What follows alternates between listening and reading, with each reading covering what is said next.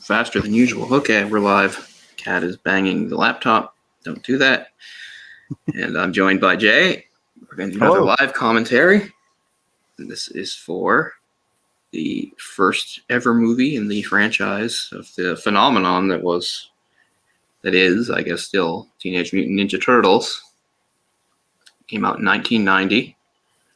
Pretty much kind of at the apex of the popularity, I guess. Mm-hmm. I mean, the comics were big, but still, it was turning it into a TV show and changing it for things. And that first season was, I think, 87. So you'd had over two years of the show, I'd say. And now you've got video games and stuff that come out too. Mm-hmm. So I'd say by the months leading up to this movie, the popularity had really reached sort of a fever pitch. Oh, man. I mean, the years basically 89 to 93. I was obsessed with the Ninja Turtles. I mean, which makes sense. I was the sort of the exact target demographic age. I mean, girls like the Ninja Turtles too, but I mean, I was a boy. Yep, I was a boy. Is that surprising? But I mean, I was a boy. I would have been 7 when this movie came out.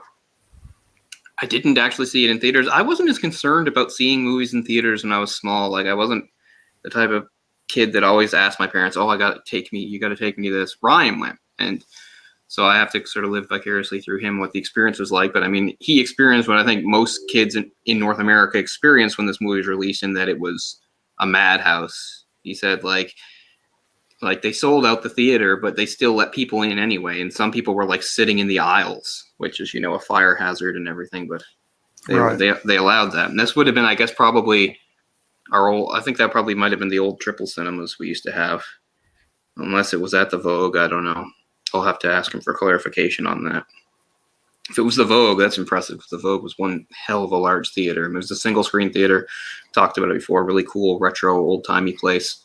That's just a tragedy that's gone now. This would be in our hometown of Sydney, Nova Scotia, but really, really big. I mean, it's all flat on the floor, no upper levels or anything, but really big. Saw a number of movies there in my youth, but so yeah, I did not actually see this movie in the theater, but I saw it very quickly upon video release, which was a big deal.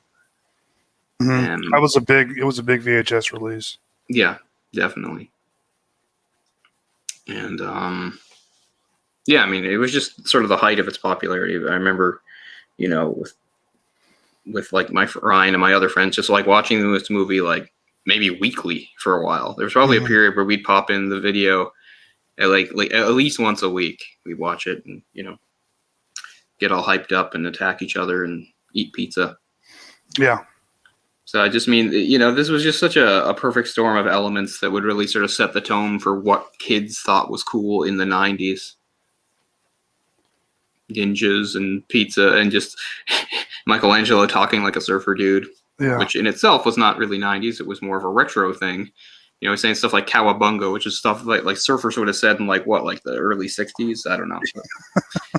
What's old is new again. These things run in cycles. Time is a flat circle.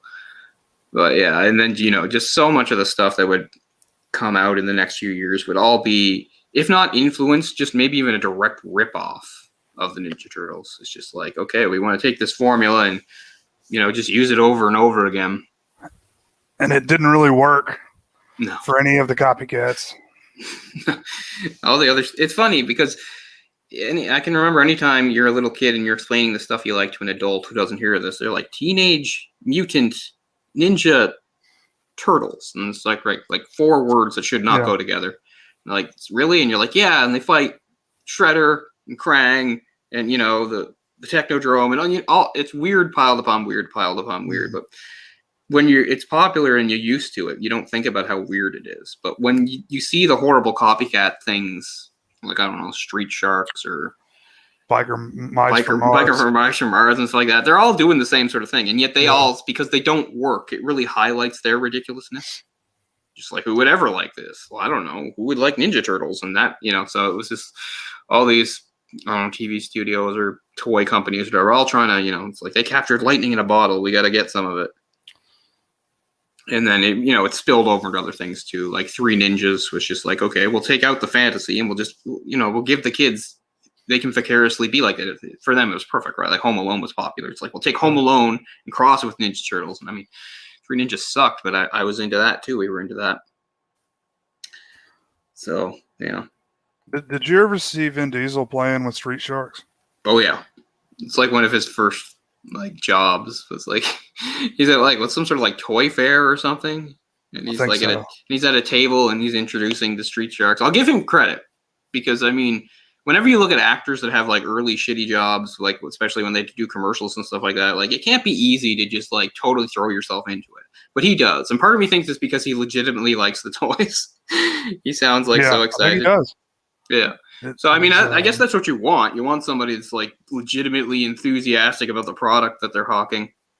And I don't know. I mean, I didn't see this as a kid, like most people. I saw it years later on the internet. But, I mean, as a kid, he seemed like a type of guy you would respect. He was, like, sort of like this tough, bald guy. It's like, that guy's cool. If he likes these toys, they must be something special, you know?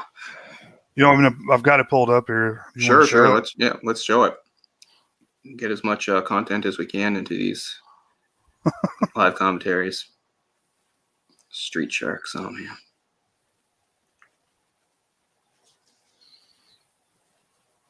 You could just share that, or just like it's almost like another guest coming in.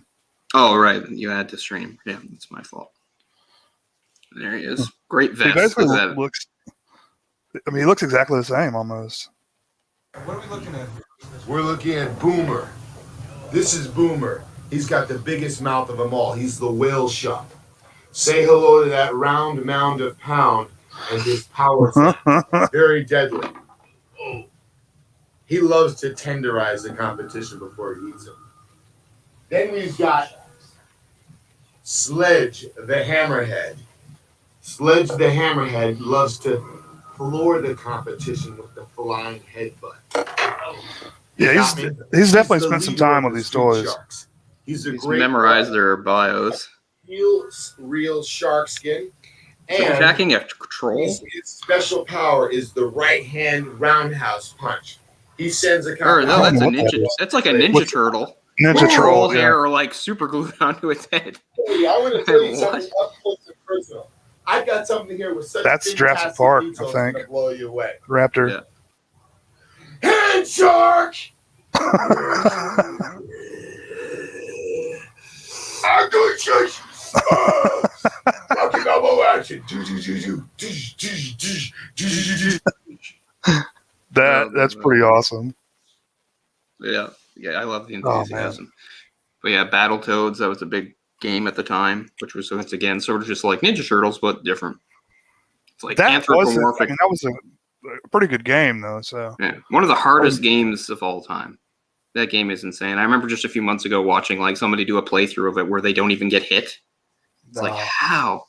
I mean, that game was so cheap too. Like that third level where you're like riding on the hover bike things. Like literally, there is no human that could play that for the first time and not die. Like you can't react fast enough. You have to die and find out what's ahead of you. Some of those. Right. It's so cheap.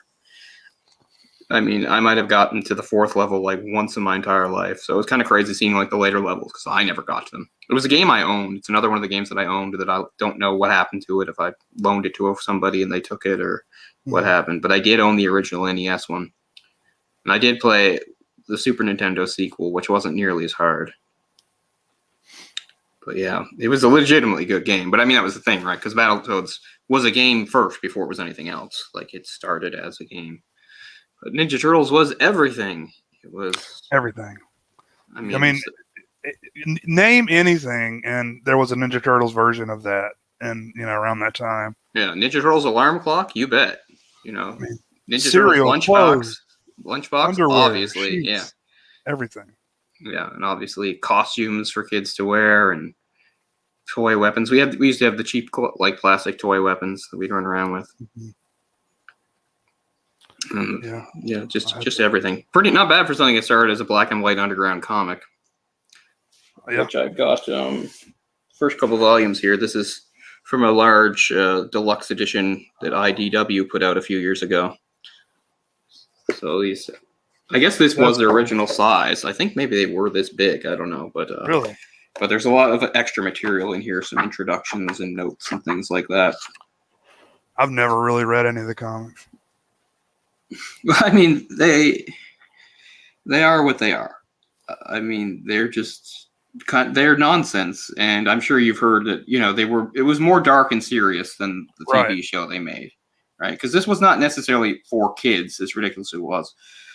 It was just basically it all just came off like a weird doodle one of them drew and called it a Teenage Mutant Ninja Turtle, and then they just went from there. And then a lot of it's funny because it's not something I'd realized until I was much older, but a lot of it is basically a parody of Frank Miller's run on Daredevil in the 80s.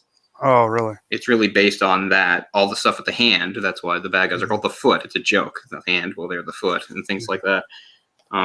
But this first movie actually follows the events of some of the first comics quite well, and does a little blending with the show. The show added, obviously, more humor. The show added the idea that they had different color headbands, because if you can see, in actual color photos, they all wore red originally. Right. A few little changes. Like April was originally not a reporter in the comic. She was like a lab assistant that they rescued. So the show made that change too. And of course the whole like attitude of them like loving pizza and stuff, that's from the show.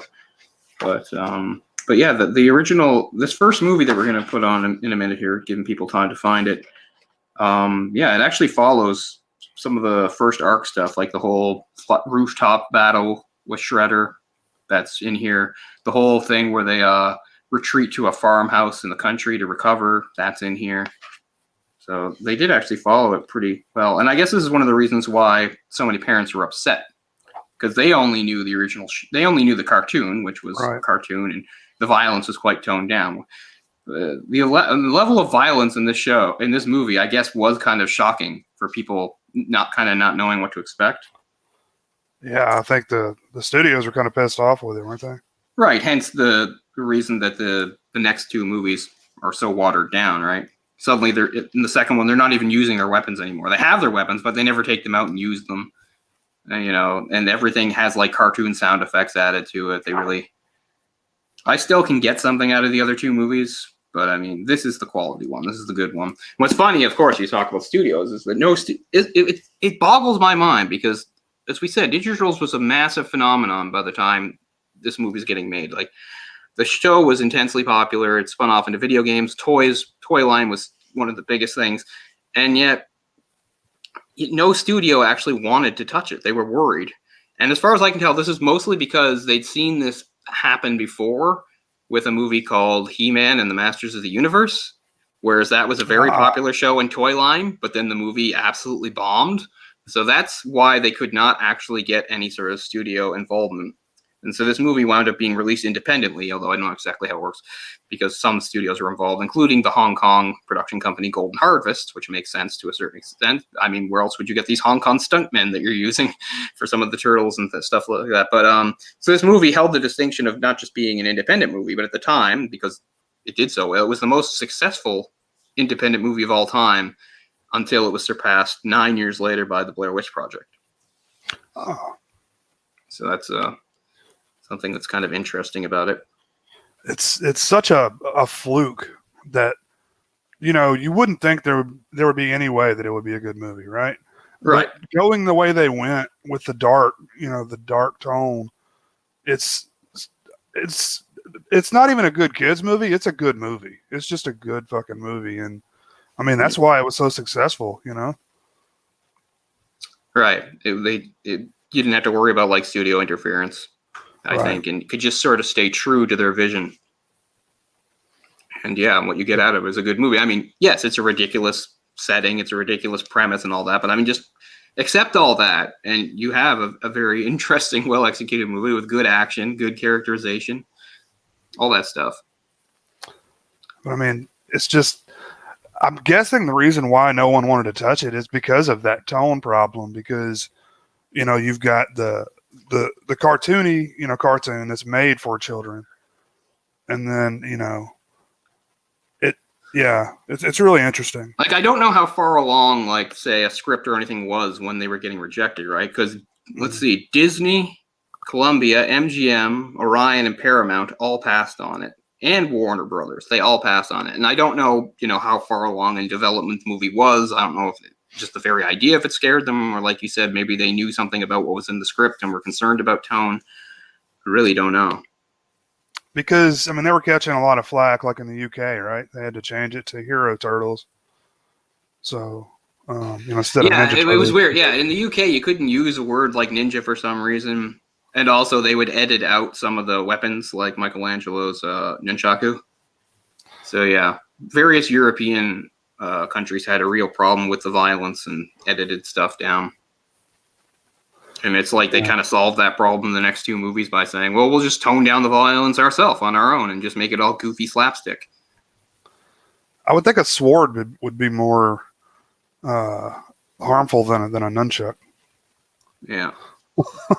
And I mean, if you're familiar with the cartoon like we all were at the time, it was kind of funny that Leo pretty much never used his swords because you couldn't cut people, right? But they solved one of the problems by making the Foot Clan a bunch of robots. It's like, okay, robots, there's no rules about that. You can cut them apart, you can smash them, you can bash them, right? That's always, but so that was why. Because when you think about it here, the Foot Clan isn't even really properly represented in the movie. Instead, there's only a few actual Foot Clan members. The rest are just kids they recruit off the street. So when you think about it, the Turtles are just beating up a bunch of wayward teens. So, yeah. But that works, I think. I mean, it works, But, the henchmen are because it has that whole other element to it, where you get to go and see where the bad kids hang out, which we'll get to in just a minute, and, New York was still bad, like crime-wise, right? Like this is like right. It was just before it started to really, this is like the tail end of it. As we said, there's just so many movies from the 70s, 80s, and right up to the end, start of the 90s that just portray New York as like this crime-infested hellhole. And they're not entirely wrong. They really weren't. But yeah, within a few years, there would finally be a big crackdown and a lot of changes. But it's funny, and like that's like the opening scene of the very first episode of the cartoon. It's just like a voiceover, I think, of April talking about like how shitty New York is and full of crime, and it shows people getting mugged and attacked and stuff.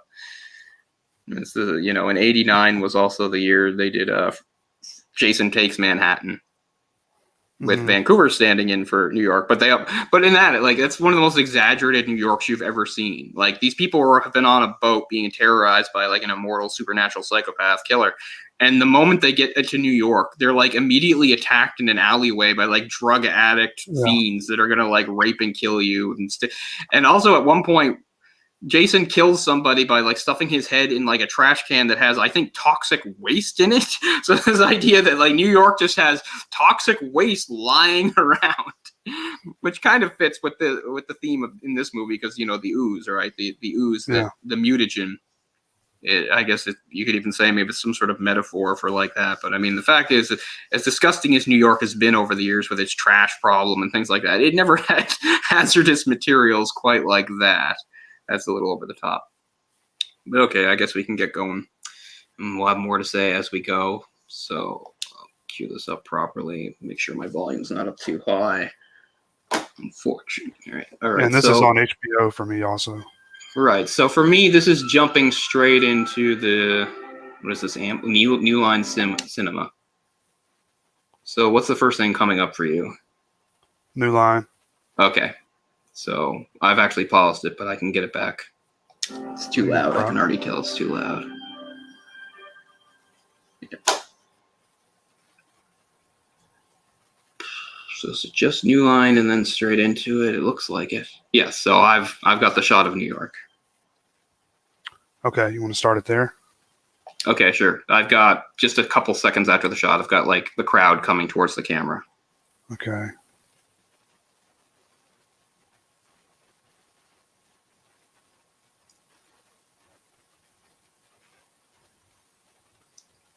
You there? I'm waiting. It's just black right now. Oh, okay. Yeah, there'll just be a quick shot of the New York skyline. The crowd will come at the camera, and then I'll rejoin. The Twin Towers. And okay, yeah. Right. There we go. Okay, so there we are, synced up. It's like New York City. What a fucking hellhole. April works for Channel 3 in this. I'm not sure why. Because in the show, it was obviously Channel 6. Oh, Cat, you've messed up my camera. Okay, I can fix this. So if I go out, don't worry about it. God Damn cat. I hate doing this.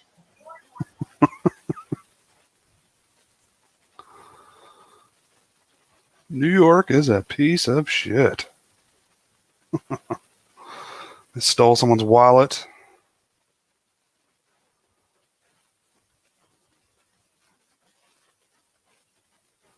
Okay, yeah, sorry about that. Oh, cool. Still going, yeah. So it's doing kind of the same thing showed in the start of the cartoon, where they're just doing sort of like a little montage of street crime to just let you know how bad things have gotten here. The big rotten apple is sometimes the name of the trope, where you show New York as a really terrible place full of crime. Ooh, they You work. look back, and it's empty.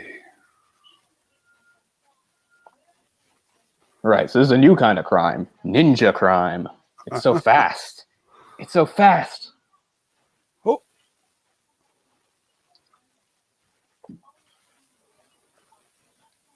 Yeah. People normally watch TV on the fire escape. I guess when it's hot out. Yeah, I mean, it was hot. You know, I don't want to ramble off topic too much, but this was, most of the New York stuff was shot during the summer of '89. And I have very weird specific memories of the summer of '89, all tied up with New York. And some of it has to do with just some of the stuff that came out like this around the time. And also, like, I always assume, and there's nothing to back it up, that the summer of '89 in New York had like a huge heat wave, because the summer of '89 was when at least part of the X-Men and then larger Marvel comic event Inferno happened. So in all those comics, Inferno happens during a really bad heat wave. So whenever I read those comics, I feel like it's the summer of '89. And that New York is just like really hot and unbearable. Because the whole lead up to Inferno, which is basically where New York, the Manhattan Island gets like infested with demons and people get possessed and go crazy and inanimate objects come to life. Like, it's sort of a slow burn, like leading into it. It doesn't all go crazy at once. The first few days is just more subtle, but through the whole thing, the heat is building. Mm-hmm. It's mainly an X-Men story, but it carried across most titles. Most titles had tie-ins: Spider-Man, Fantastic Four, Avengers. This was right after the Avengers team had disbanded, or the new Avengers team was being put together. That did not last long. At the time, Captain America was going by the identity The Captain for some fucking reason.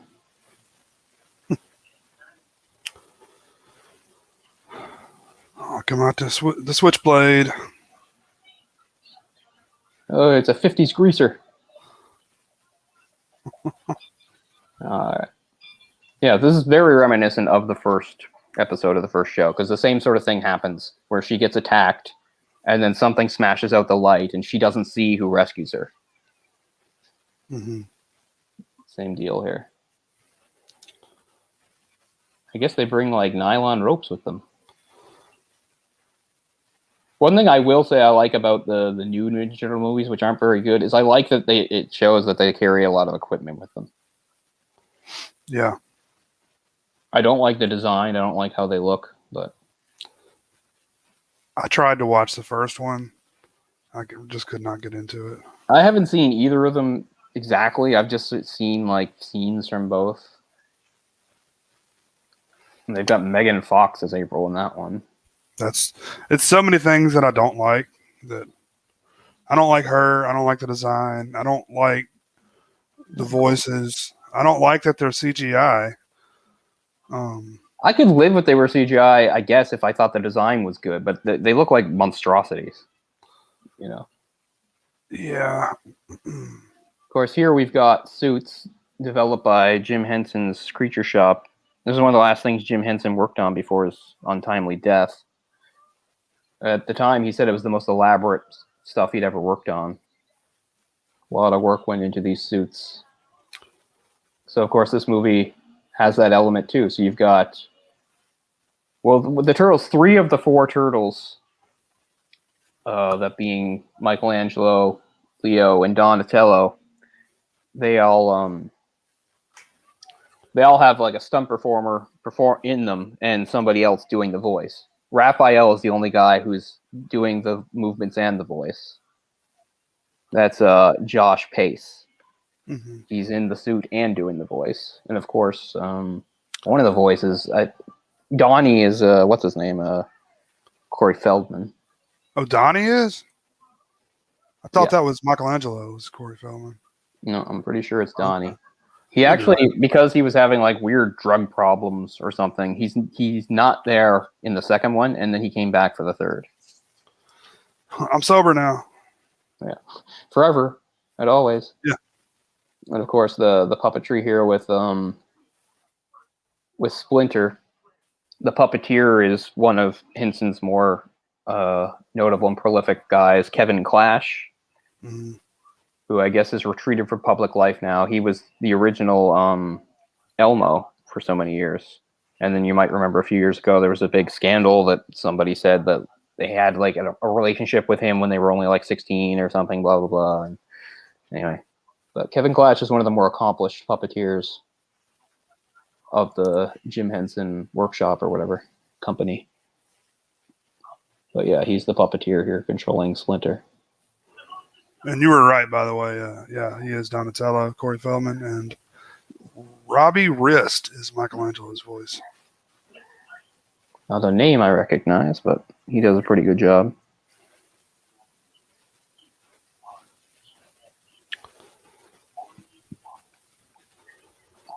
Oh, yeah. They do change also the nature of Splinter here, right? Because I can't remember how it goes in the comic, but in the show, of course, they say that Splinter was a human who got mutated into a rat. In this, they make him a separate person from Master Yoshi, and he makes him he was Yoshi or Roshi's. Is it Roshi? Anyway, we'll find out. He was his pet rat. Yeah. Not really sure why they made that change. Can't remember what his origins actually are in the comic. If he was a man or a rat or what.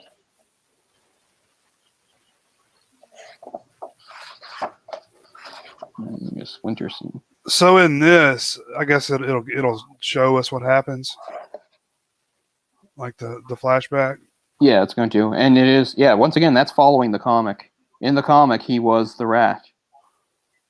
Yeah, Hamato Yoshi. I don't know. It's kind of like which one's harder to believe, a man turning into a rat or a rat mutating into a... So there you go. You can see the rat, and they're going to show it in the movie. The rat watching him and imitating his moves. Yeah. Yeah. So actually, they're going in the comic there. I kind of liked it better in the show. That's one of the changes. I kind of liked it better that he was Master Yoshi. I agree. I like that too.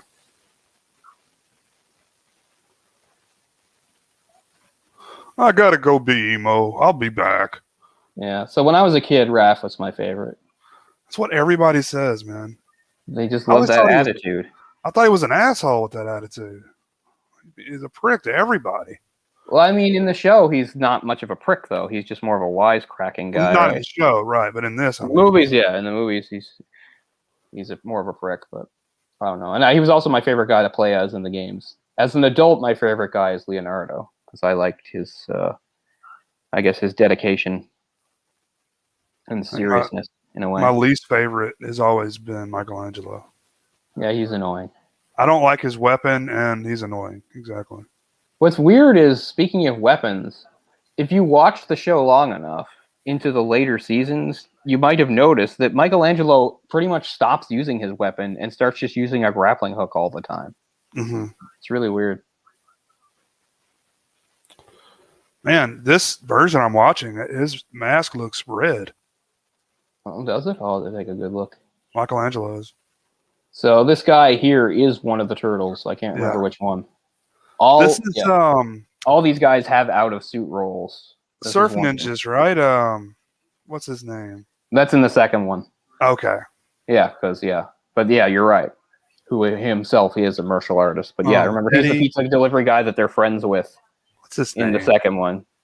Yeah, I forget his name. The guy's in everything. Yeah. Because he looks just like the guy from Mortal Kombat. Yeah, Robin Shou, yeah. I mean, he's got the same body type and everything. Yeah, he does look a lot like Robin Shou. He's kind of like the goofy comedic version of Robin Shou. Yeah. In a good way, though. Yeah.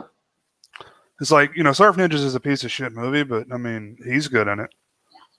Yeah. Eddie Reyes Jr. or Ernie Reyes Jr. I believe. Oh, okay. I thought it was Eddie. Yeah. I thought it was Eddie too. The pizza here doesn't look too good, but in the opening scene of 2, the pizza looks amazing. This pizza doesn't look good. No. Well, they're putting like all kinds of weird shit on it. Check it out, Critters. Oh, fuck yeah. They're actually coming out from it. Yeah, that's what Raph just went to see. Like, goddamn stupid monsters. Where do they come up with this stuff? That's stupid.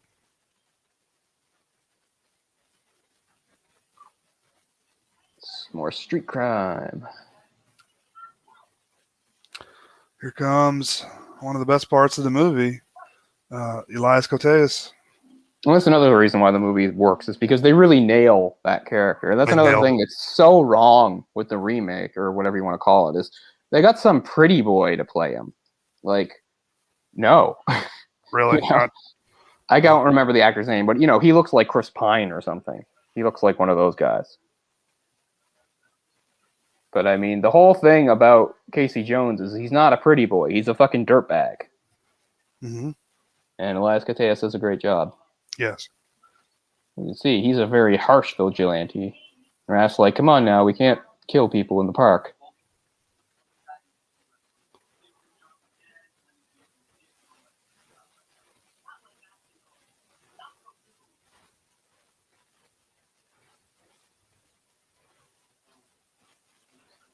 Not from you. Only I can do that. Yeah. It's like, you were going to hit them with, like, some blunt objects. I carry deadly size, but,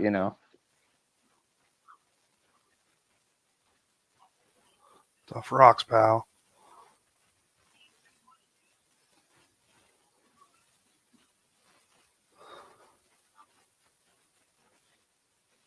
Yeah, well, I'm a turtle, and I'm durable. I have a shell.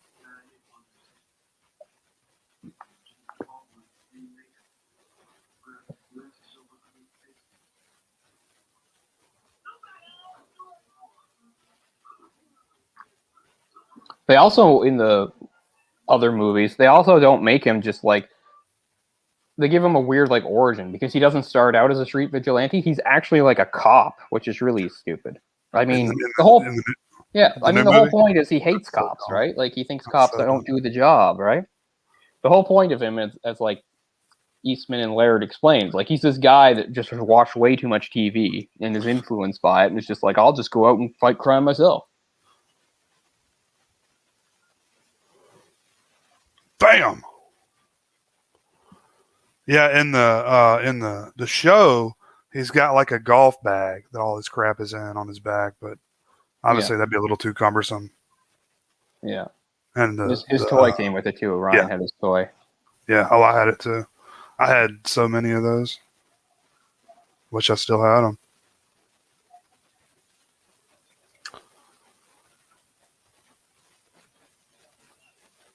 Yeah, my allowance was like $3 or something. I had enough to buy a figure every like 2 weeks or something like that. So that's how I got them. Ryan owned most of them, but I had a few. Like I said, I'm really annoyed that eventually I got like a pretty good bounty of like a weird assortment of them in a collector's case from my grandfather. I can't find it anywhere. And what's cool about that is one of the toys that was there was the original Michelangelo figure, like the very first one. What was different about it? Well, I don't know. I just mean, they made so many different versions of them. Yeah. To have the original was pretty cool. Like, oh yeah, they went really crazy on that toy line after a while too. Like, yeah, and they just invented all sorts of completely, not from the show or anywhere, just made up for the sake of it, like villains and stuff. Just any weird theme they could think of. Yeah, there's a good episode. I'm sure you've seen it. I haven't seen it in a couple of years, but when they had that Netflix show, The Toys That Made Us, there's a good episode about those toys. Those are all good episodes. Toys That Made Us. They are. Yeah, that's a good show. I saw that, and then I didn't realize, but there's a documentary out about the entire franchise, the toys and the show and the movie and everything. And the Turtle got that Power around here one? somewhere. I've seen the one called like Turtle Power. I think that's it. Yeah. Yeah. So I forget who's who, but one of the two guys, I think Eastman, sold like his rights to it like years ago. Like he's got nothing to do with it anymore. The one with hair, the Yeah. bald one, I think still owns it. Yeah, I don't Or remember. maybe he sold it too. I don't know. Kevin Eastman and Peter Laird. One of them sold it like way back in like '98 or something. It doesn't have anything to do with it. Yeah, that's shit. Doesn't help me when you have a picture of both of them. Yeah. So this collection collects the first seven issues, which covers from May '84 to May '86. And you say, wow, they were pretty slow in coming out. Well, that's what it was when you have two guys by themselves making an underground comic. It takes a long time. They didn't have that whole production system set up, right? They were doing everything. Yeah, I believe it was Eastman that sold his rights. Yeah. I believe Laird still owns rights and is semi-involved in various projects that come out now. Like he doesn't do much, but and obviously still collects a check for it. Because they rebooted the whole thing like in the early 2000s, the new cartoon. And then I think since then they've rebooted it again. Yeah. And kids still like it, so Yep. good for them. It's had staying power. I mean, probably the late 90s it waned a bit. But as things do. Mm-hmm. Do you remember the figures that came out in association with the movie? Not that well, really. They looked really cool. They were much more detailed, and they weren't the hard plastic. It was like a softer rubber almost. Yeah, I know I've handled them, but I don't remember them well. I never owned any. Really cool. Mm-hmm. And that it showed the detail on. It wasn't just like plain green. It had freckles on one or something. Yeah. The Just love all this, man. It's so dark and weird. Yeah. Feels to me too. The idea that some disgraced ninja master becomes like an underlord, an underworld crime lord. Man. Yeah, I've got nostalgia love for part 2. Oh yeah, part 2's Like not as good, obviously, and it doesn't. There's a few things like for some reason Casey Jones isn't in part 2. In part 2, obviously the violence isn't nearly as good or anything, and they make it goofier. But yeah, I still enjoy part 2. Like I said, I can even get something out of part 3, and part 3's not good. Why do you suppose they didn't do Bebop and Rocksteady? They did. Was it Toka and Razor? Yeah. That's a good question. Maybe they just felt like we make new characters, we sell more toys. I don't know. I don't know that they made toys of those. They probably did, but Oh, they did. they did. Okay. I mean, they made toys of everything. I mean, I know My favorite toy was a guy who's never been in any of the movies. Is he in this? I don't know, because I only saw part of the second movie, The Into the Shadows. But my favorite of those that was in the show was Slash. Remember Slash? I loved him. Yeah. He was like Venom to their Spider-Man. He was the same. He was a turtle, but he was like more pumped up and crazy and dangerous. I loved He's Slash. like a snapping turtle or something, like a different kind of turtle was mutated. Yeah. Because he has like a pointy beak, doesn't he? Toka. No. Toka's the snapping turtle. Okay. Slash definitely is a different kind of turtle, but the snapping turtle's Toka. Oh yeah, she kept Raphael's sai, and she wields it like it. I'll hit you with my purse.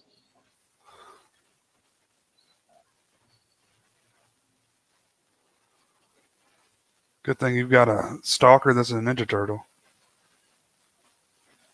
I mean, full credit to these guys fighting in those suits. What's funny is looking at Pace's other roles, there's nothing that suggests he's a martial artist, but he must have had at least a little bit of training. Maybe Stuntman?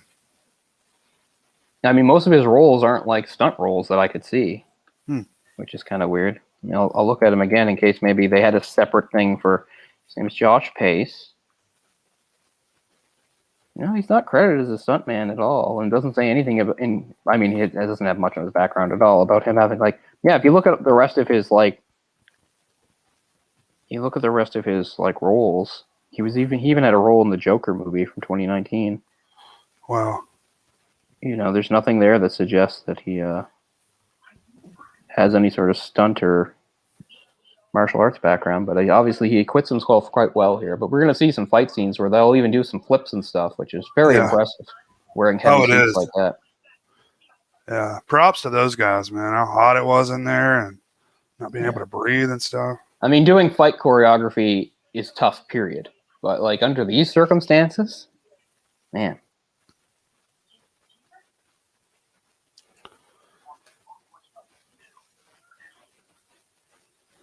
Oh, I forgot they got followed.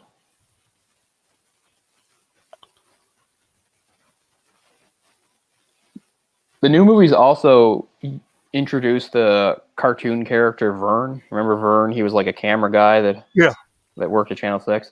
He's in the new movies. He's Will, what's his name? I almost said Will Forte, but no, not Will Forte. Oh, shit. Will Arnett. Oh, okay.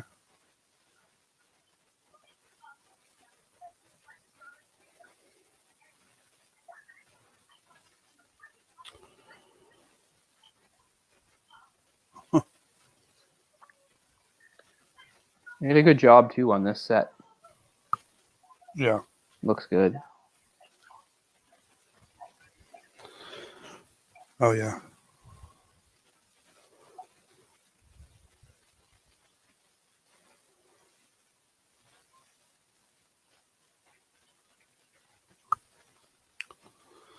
Is that racist?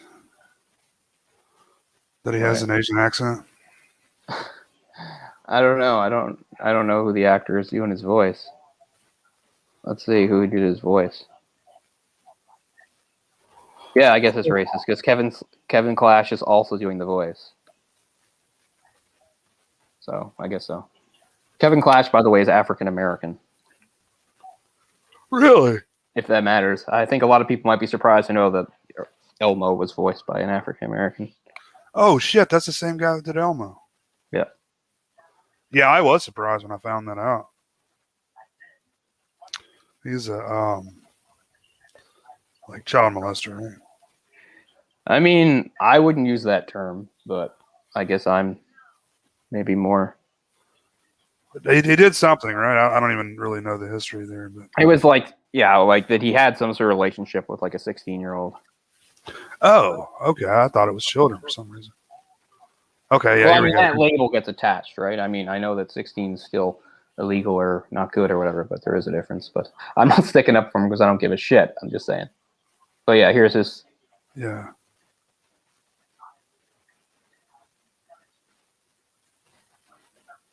Pizza.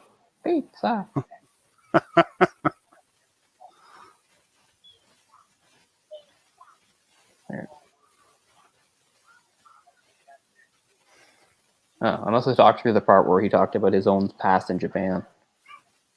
Because in this it's just like the comic where he is not Master Yoshi. He is Master Yoshi's pet rat who imitates him and winds up getting mutated. I mean, the fact that they're named after Renaissance painters did lend a little culture to it. I mean, it did, back when I was a kid, teach me about a little bit about who those people were. And what a great way to lay down some exposition, you know? Because it actually makes sense in the context, you know? Right, because they're meeting her for the first time. Right. Instead of just doing like a crawl or something. She's going to have questions, like, this is the craziest thing I've ever seen. Mm-hmm. Yeah. And, it's fairly quick and succinct because they know that they have to get it out of the way quickly because, these kids already know. All the kids going to it already know. But right. This movie's still made with kids in mind, and so they move things along quickly. That was weird.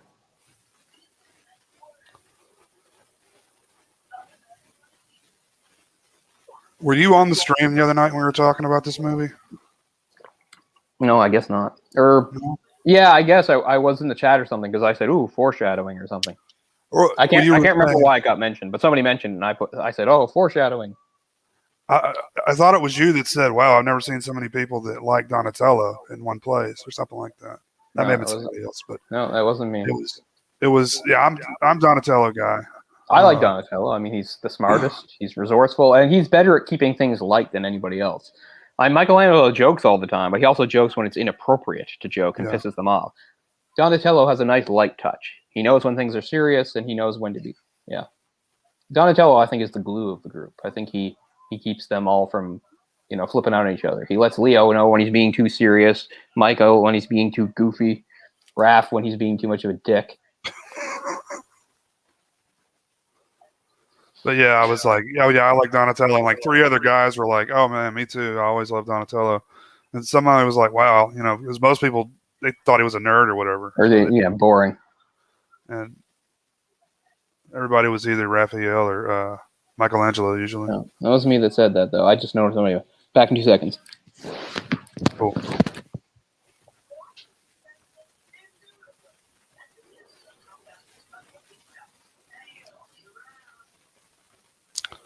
Yeah. The lack of vanilla ice in this, I think, is really, really unfortunate. Okay, now something fell in my hallway, but I know what it was. Nothing to worry about.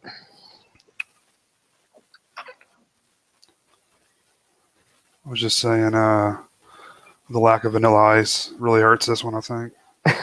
I know. Although the end song is by Hammer.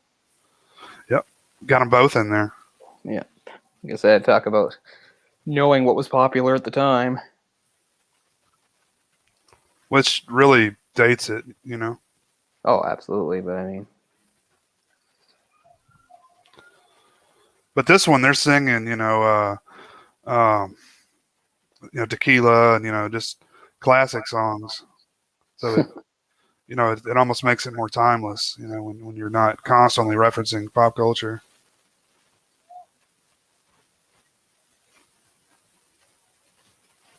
so what, has Splinter already been taken? Man, stuff moves fast.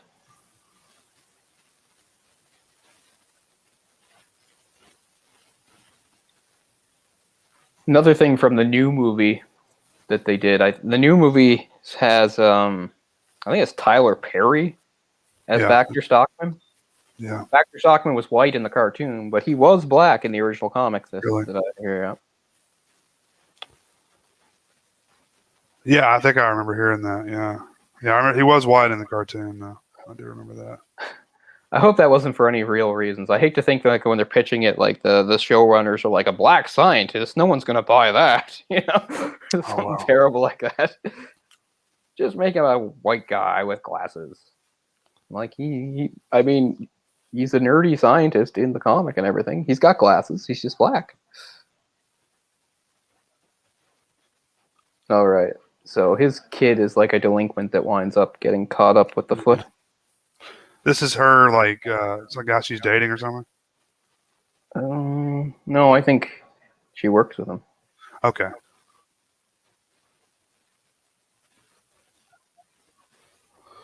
Well, I'm getting a little bit of an echo on my end.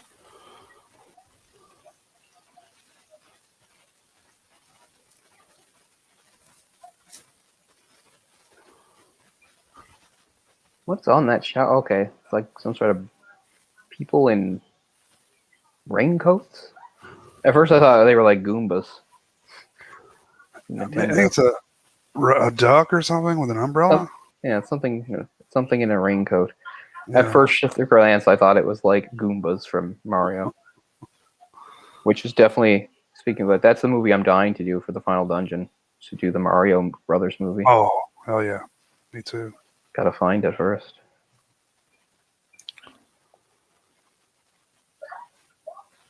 What else would be good? Oh, sorry, go ahead. I was just going to say, what else would be good? Like, what other... we already did Double Dragon. You and I did. Yeah, that was before the final dungeon. That was just a random one that we picked because it's so bad. It's really bad. But I mean, for the channel, we did The Wizard because it's about video games, and obviously, I think it's important to do Mario because it's really the first real based on a video game movie. First and last. Nintendo's like, we're out of here. Yeah, as far as Nintendo goes. Ah, here we go. So this is like that part in Pinocchio. I Where he love goes it. to the place where all the So kids are much. shooting pool and smoking. Let me tell you, when I was, 9 years old or whatever, this was so fucking awesome to me. And again, places everything. like this were a big thing in the 90s, right? Like, it was in Double Dragon. Like, that weird, Yeah. like, gang hangout for her weird, like, whatever they were. They had, like, a place like this. It wasn't as evil. Like, this is evil, right? Because it's run by the foot, but... They're gambling. I mean, they might as well just be smoking crack, like they're all gambling and skateboarding and playing rock music and rap and shit. It's just, oh man. I mean, this hit me at that time in my life when I was like, these kids are awesome. Right, so there's Sam Rockwell, a really great actor. With the cigarettes? He's like the head guy that's like recruiting everybody. I'd forgotten he was in this. He's one of my favorite actors.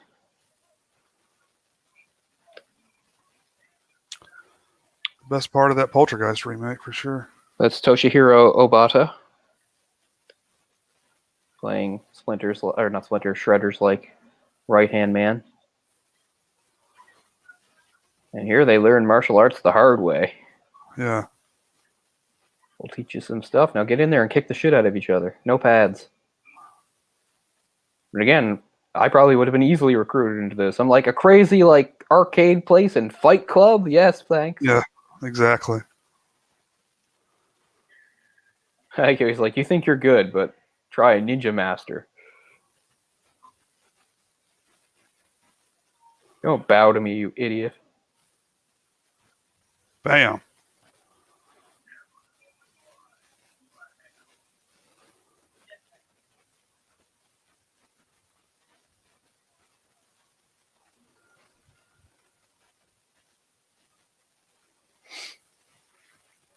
Oh shit.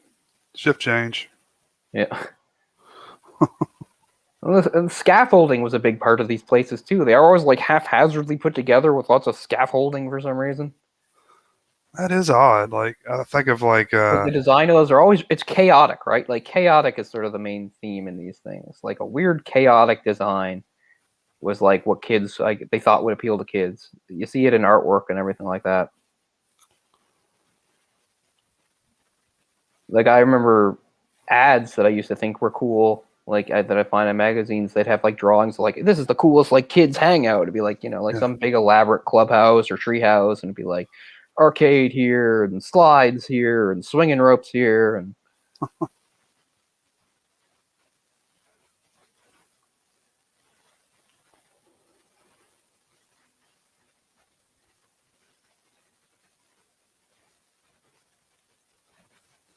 I don't think that wicker is really going to protect them from much. It's traditional, I guess. Who knows? I do not really know what the inspiration for Shredder was.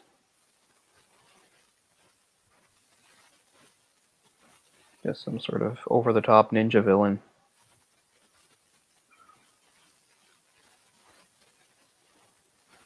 Oh, good. They've got a rug for him and everything. We're all about pomp and ceremony in this weird underground ninja hideout. We're not. When we're not riding skateboards, we're doing crazy ceremonies. And that's what it is. This guy's getting inducted, I guess. Oh, damn. If I don't cut you with this thing on my hand.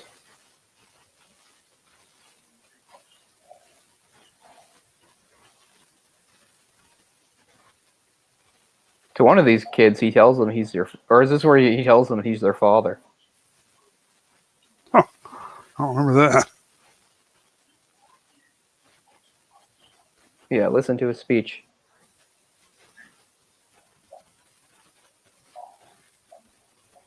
See? You can't help but think of Darth Vader in a moment like that. A guy in a big mask going, I am your father.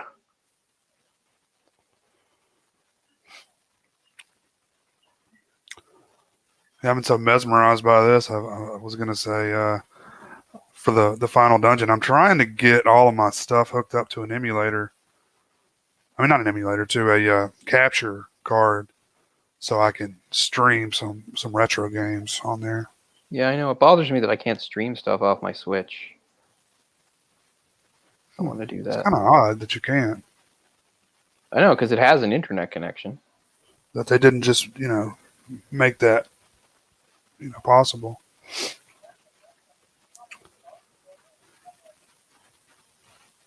She's pretty good, April. I don't really know the actress. Didn't she throw a fit or something? That's why she wasn't in the second one. They changed her. Oh, did they recast April? Yeah, pretty sure. The one in part 2 looks better. She's more attractive. I don't even think I knew that. This is Judith Hogue. I don't know how you say that. Hoag. Something about it. She had a problem with something or whatever. They recast her for whatever reason. She may not have wanted to even do the film. I don't know.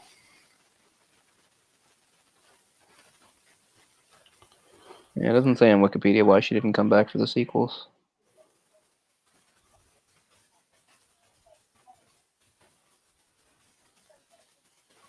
She does. She has a cameo in one of the new ones, Out of the Shadows. Oh, but the scene was cut from the final film.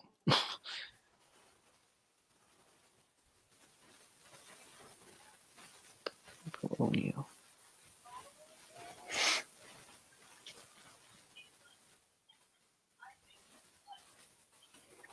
I like the 2000. I actually own it. The 2007 CGI movie, in which Sarah Michelle Gellar is April.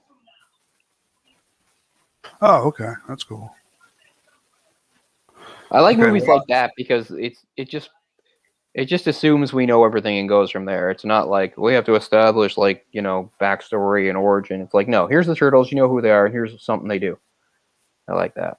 That one has a really big plot about Raph having a big falling out with Leo and stuff. Right. Raph basically quits the group and he becomes a vigilante with a costume on his own for a while. Ah, here we go. Leo and Raph having it out.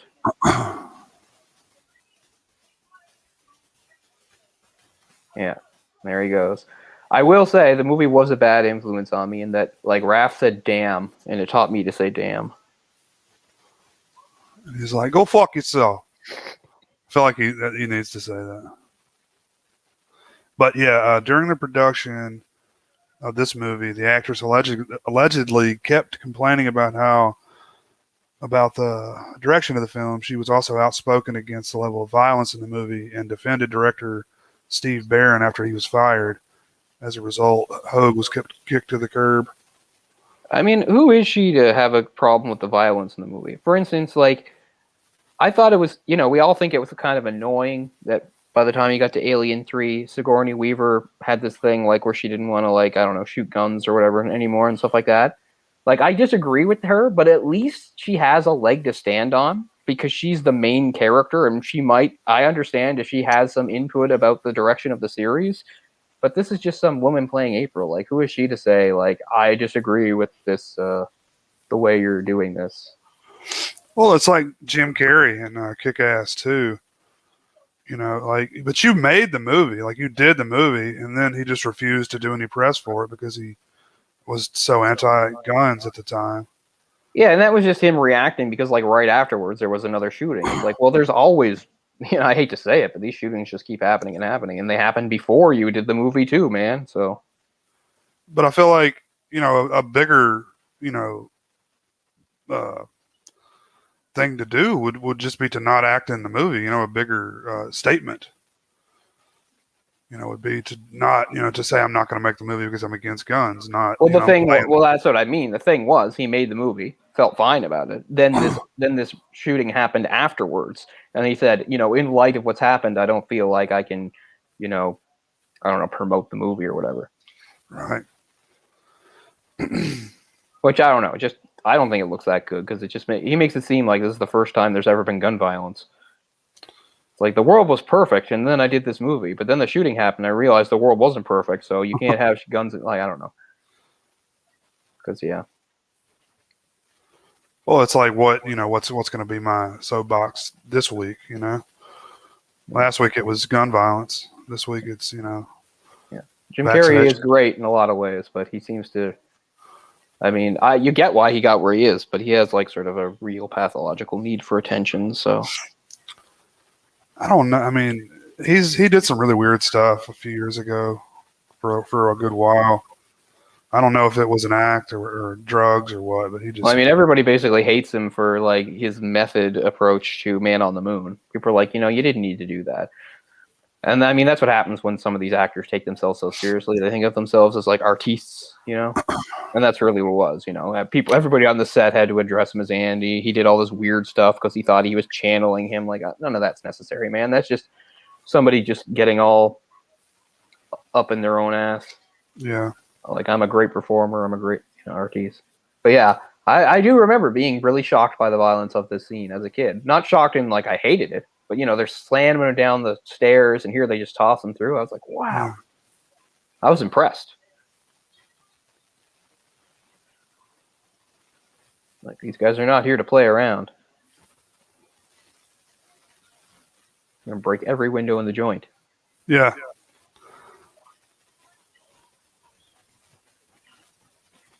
Ooh, here's the nunchuck standoff.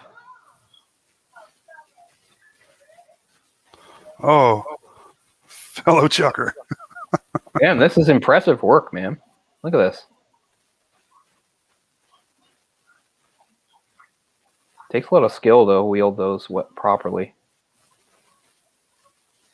I mean, every kid tries it and just smacks themselves in the head. My brother was really good with them. Takes a lot of practice. He could do one. I don't think he did the two. Well, still, that's pretty good. But he could. I mean, he could move it. And I think like everyone says, like you have to just like clock yourself in the head a few good times before you get the hang of it. I mean, they're two sticks chained together, but they're awesome. Which Really made famous by Bruce Lee. Yeah, but completely like just invented on the spot, right? Like that's not something that they've used for years, right? I'm not sure. That's I what know I heard. that they were not particularly famous until Bruce Lee popularized them in one of his scenes in one of his movies where he uses it. I forget which movie. Might actually be Enter the Dragon. Wouldn't surprise me. I get a lot of his mixed up, actually. I need to rewatch. I own them all except for Enter the Dragon. For some reason, the old box that I have doesn't include it. Maybe some sort of rights issue. I don't know. Yeah, gotta be. To make up for it, it includes Game of Death Part 2, which doesn't have him at all. What is that, Bruce Lee? Yeah, one of those imitators. Could be Lie, I'm not sure. I'll have to look at it. Let's pass out the battle axes. Yeah. Yeah, I'm not sure if those are traditional ninja weapons either. But they look cool. We're just going by the rule of cool at this point. Look at it. I love the destruction of April's apartment. It's really broken glass everywhere, chopping up the floor. Busted skylight. Wonder how much an apartment like that costs in New York nowadays. Oh, I don't even have any idea. She's above a pinata store? Yep. Definitely saw pinatas.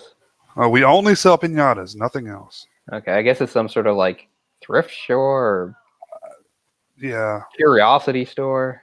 Just like a little bodega, I think. Probably Anyway, sell a little bit of everything, you know. More things to smash. Yep. So, Leo, you going to take out those swords? Nah. What weapons did the Foot use in the show? Just the regular minions? It sort of differed because sometimes they'd have like a ray gun or something, but they often would have some of those supposedly traditional ninja weapons as well. They'd use swords and stuff. Of course, they could never hit anything. What's funny is in the first episode when they run into them, Leo just hacks one in half and goes, "Hey, these guys are robots." So apparently Leo was willing to kill somebody, and he just happened to find out that they're robots. It's pretty funny. But yeah, that's how you handle that in kids shows. I love the two-part episode of The Greatest Show Ever, Batman, the animated series. Oh, right, I forgot that he shows up. Heart of Steel. which involves various androids. So it's funny, there's a few scenes of the androids like getting destroyed horribly, and it's just like, well, we were constricted by the amount of violence we can show on the show, right? But there was no rules against robots, so we really went for it. So like, yeah, one gets like crushed by an elevator and all sorts of like really, really cool violent stuff. So it's like it's a robot, so we went wild with it. Yeah.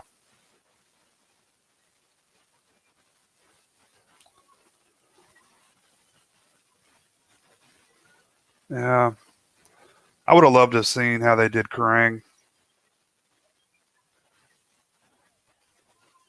back then, you know. Oh, yeah. I know, I think they did it in one of the new movies, but Yeah, they did. Yeah, no, they keep Krang and Dimension X out of these movies, which is fine. oh, Dimension X. The Rock Soldiers. He's like, I'll leave in a minute. This is like my dream come true.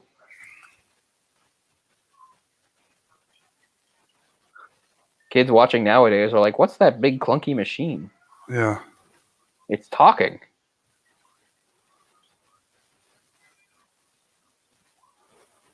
Huh. Okay, that was the guy she was dating, like dumping her. I don't think we actually see him, but that was him like saying like he can't put up with her, I don't know, distancing herself or whatever. You're fired over the answering machine. Oh, is that what becomes the turtle van? Nice. Is that You know, I remember one of the movies we were doing not too long ago, we were saying how, like, and I mean, it guess is sort of a spillover from the 80s, because we were saying there were so many iconic vehicles in the 80s, and then the 90s sort of disappeared. But we have the turtle van. yeah. Of course, its origin is 80s. I'd like to do a show sometime. I don't know where we would do it, but just talking about the different vehicles. Like, you know, the Batmobile and the Bat Wing, is that what they call the it's like a little airplane, I think, that he flies. Yeah, and some of them.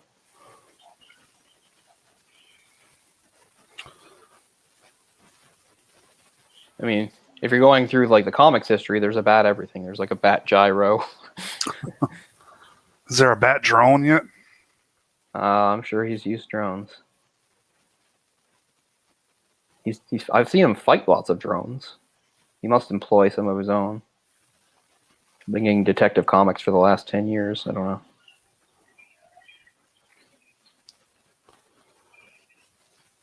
Oh, shit. Yes. Splinter looks really good. He looks really real.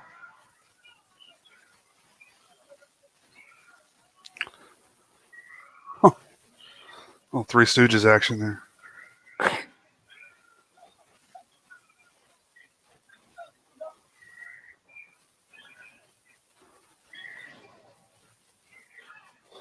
This is the locker room where we get changed in our ninja outfits.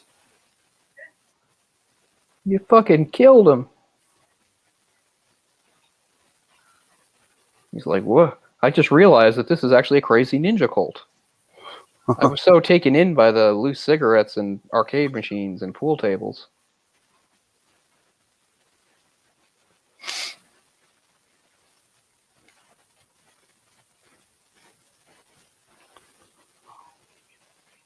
Hello. Yeah. How can a face so young wear so many burdens? You're so racist, Kevin Clash. Doesn't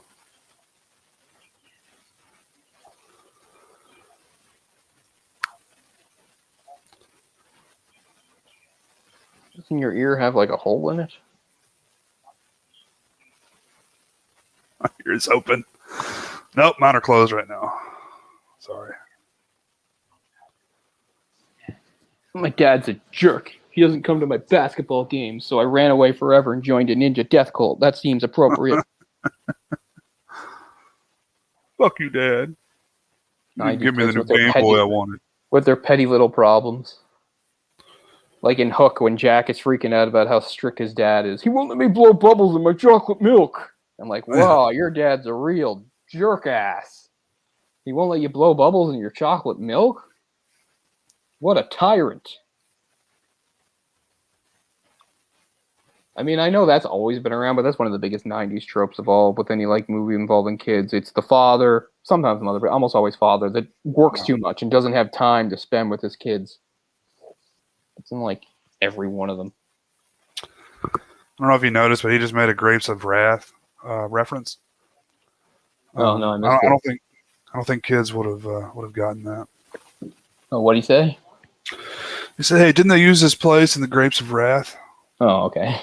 I guess just trying to Well, say at it's least he really said old it. or something. Okay. I thought maybe he made some sort of like quote. I was like, that would really be lost on the audience.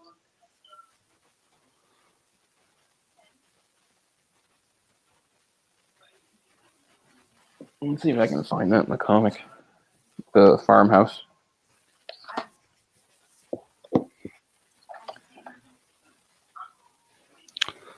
Firing somebody over the answering machine is like the biggest dick move of all time. Yep. Like, we're breaking up and you're fired.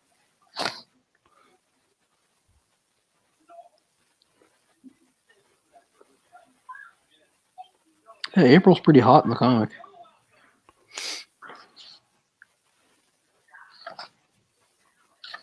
I was never really happy with her design on the cartoon show with her weird yellow jumpsuit. Yeah. Just had a moonlighting reference. Well, Really that was dates it. popular at the time.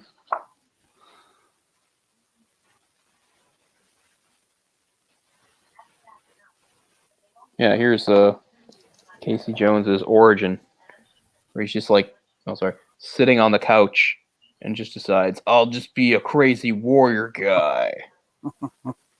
Sitting on the couch watching TV. But yeah, I like this. She's like got some sort of like voiceover going as she talks about how emotionally complex the turtles are.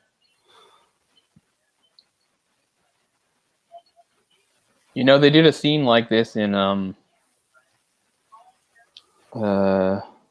which Avengers is it? I think it might be Age of Ultron, where they all retreat to a farmhouse. It's actually Hawkeye's real house, but they didn't know that he had a house and family. And there's the same sort of thing here, where like Tony goes into the barn and starts tinkering with the tractor. So yeah, kind of a big similarity.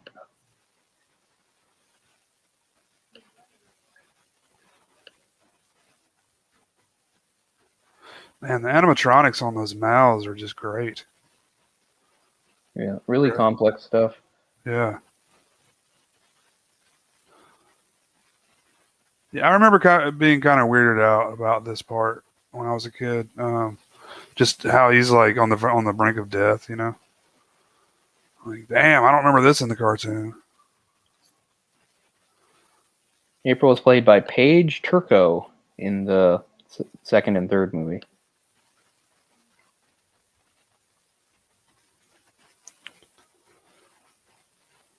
They were literally her first roles. That's hilarious. Wow. Not much of a career.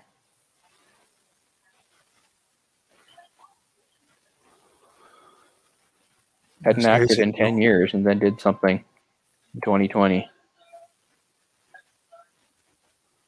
This would have been a great time for like a softcore sex scene between Casey Jones and April.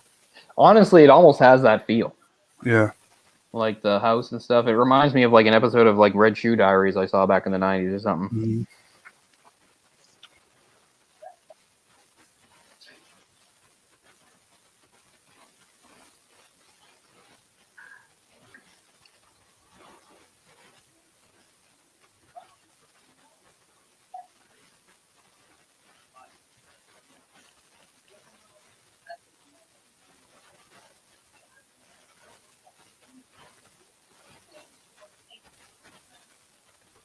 Yeah, see, that's right. Like, that's the character. Yeah.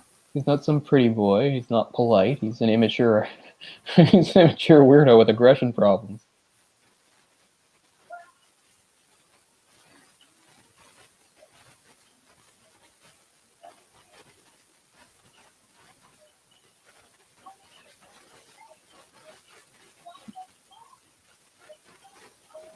So he's been in like a coma, and they Yeah. put him in the tub. What do you do with a turtle? Put him in the water. I mean, you can't take him to the hospital, so I guess I get it.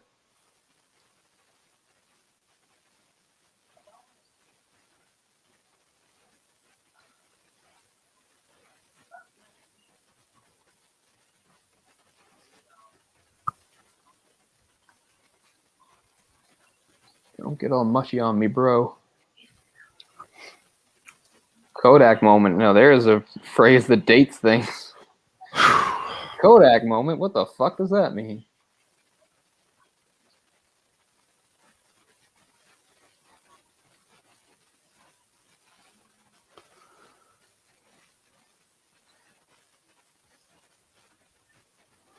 Get our training montage in. Draco! Draco! That'd be a good crossover.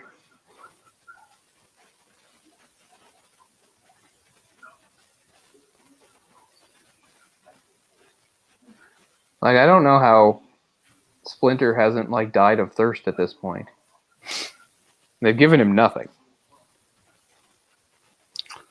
Well, he's a rat.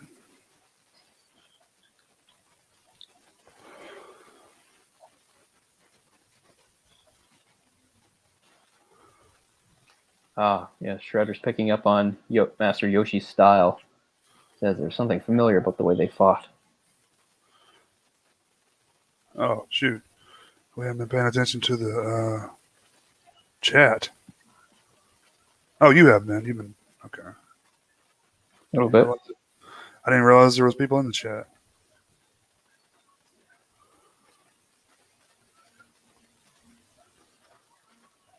What's up, everybody? I didn't realize there was this many people that were in the chat here.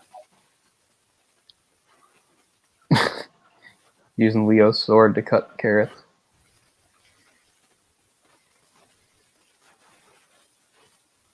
Oh, here we go. Oh, I thought she'd stay bent over longer. Like, hey, you look all right. You got a nice caboose. You got a nice caboose there. Look at your tits. That's a weird moment. Mm-hmm.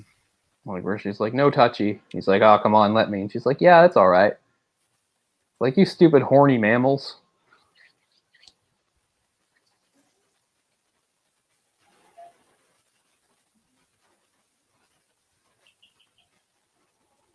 Yeah, I get it. Turtle wax. Man.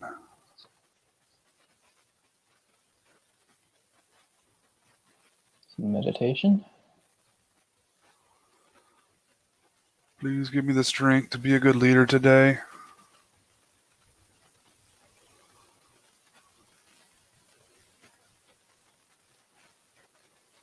I have some sort of psychic connection here. Oh, yeah. Oh, they did. Leonardo.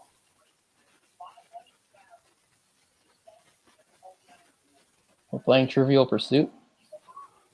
Sit on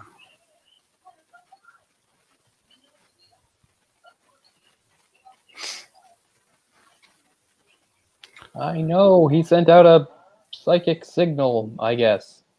Why did they think? Why would they think he's dead? Well, I mean, he just was taken. I guess they didn't know what happened after that. I mean, they don't really know why the Foot Clan would, hold him.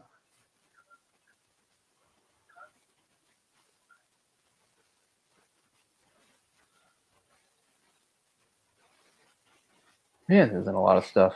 This is in like one of the Power Rangers movies too, where they all get like spiritual around a fire.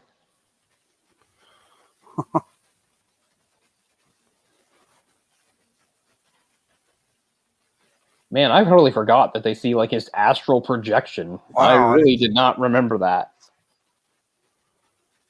They're leaning hard on the spiritual side of ninjutsu or whatever. Is this cultural appropriation?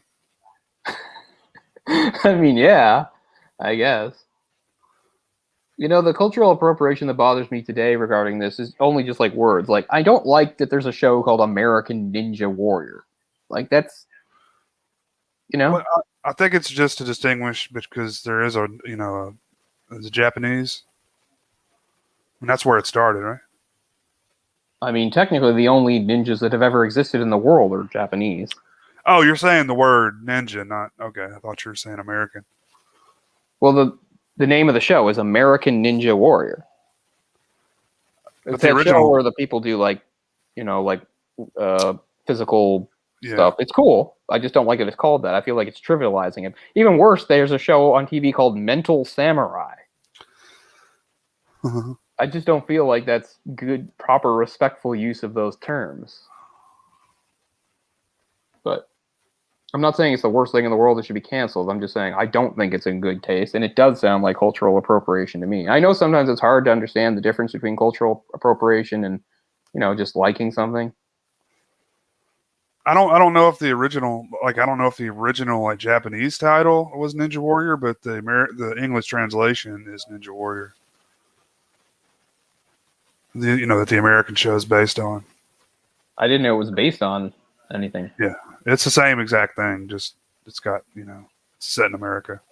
Okay. No, I didn't know it was based on anything. I just thought they were using the word Ninja Warrior because it sounds cool. I mean, that is probably exactly why they're using the word, but they didn't start it.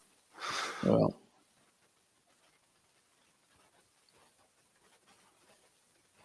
I mean, I don't know. It's such a tricky world we live in now. It's hard to, you don't want to offend people. Well, Just it's like- really more and more irritating that they're misusing the term ninja than anything. Yeah, that's what I really mean. But I mean, this is not exactly related. But just the other day, I was thinking about how, like, at Roots now, it's like, I think this month is like the Pride Month or whatever, right? For LGBTQ, that. And Roots, I think, has a line of like shirts and stuff that are like supportive about the colors.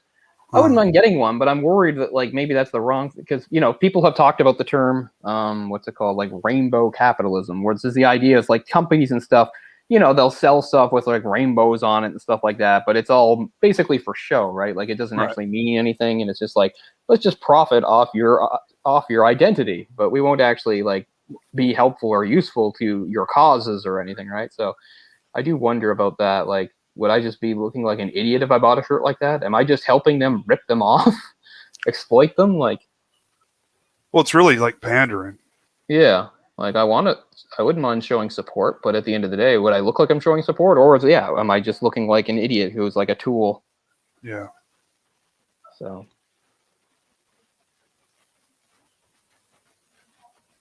I mean, that happens anytime, anything. It's funny though. I mean, I'm sure that's what I think some gay people kind of actually miss. Like any gay person would tell you, it's much better nowadays that the world is more accepting, but they say it does come with a price though, because at least what used to be sort of counterculture and cool has been co-opted now. It's like, the things that we fought for and made us individuals and stuff. Now we see like, idiots using the same stuff, and Right. you can live with it because it's still better than having people like openly oppress you or deprive you of rights and stuff. But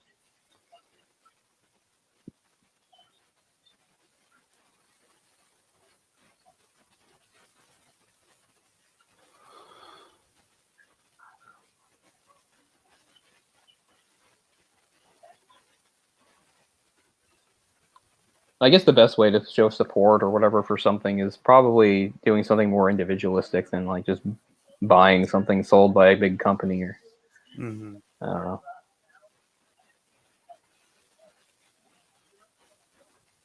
I guess it would make more sense if I just took a plain t-shirt and decorated it myself and like wrote Pride on it with a marker. That would probably be better.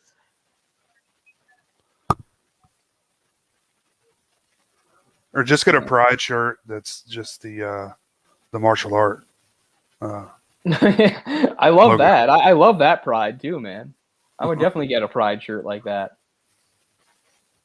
Like, it's Pride Month. Oh, I thought you meant the Japanese martial arts thing organization. What's that? Doing head kicks on the ground, guys. Yeah. We got to bring it back. Yeah. I did manage to watch the main fight tonight. It was over pretty quickly. I totally forgot it was even on. I didn't really care much about the Not card. really a big deal. No, just a couple semi high up heavyweight fights. Martin Shibura beat Walt Harris, and then in the main event, that Rosenstreich guy knocked out Sakai or Saki or however that.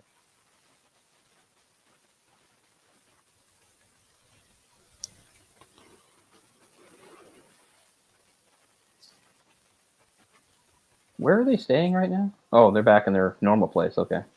Yeah. I missed how he found them.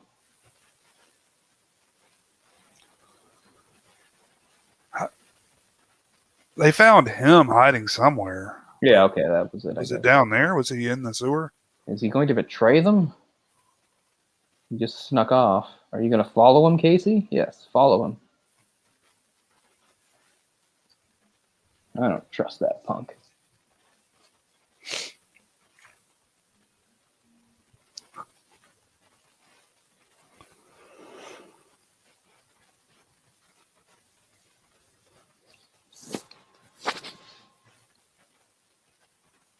Now Casey's using some ninja skills.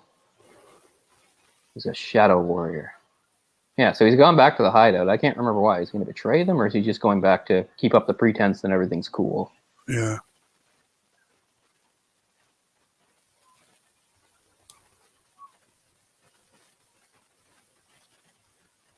Don't worry, you'll blend in fine, Casey. You're a bit older, but you look Yeah. like everybody else. Greasy street kid.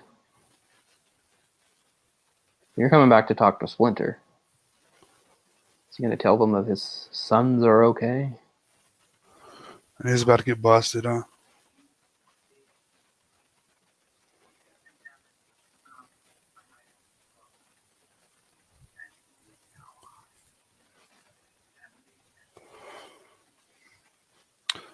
Yeah, I agree, Ben. I like April from part 2 better also. Yeah, that's Paige Turco.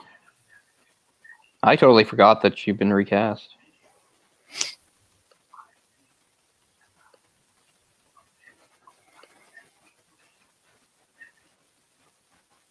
Oh, here's where, yeah.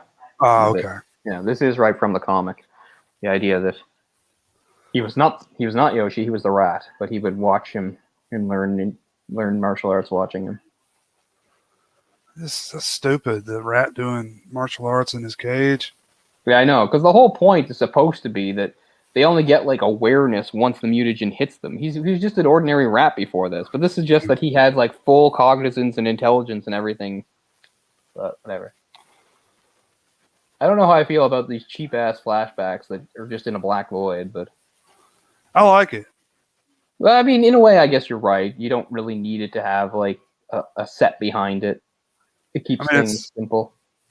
You could say cheap, but it's almost like a choice to me, like a stylistic thing. Oh, yeah, I'm sure it is, too. Because it's all right.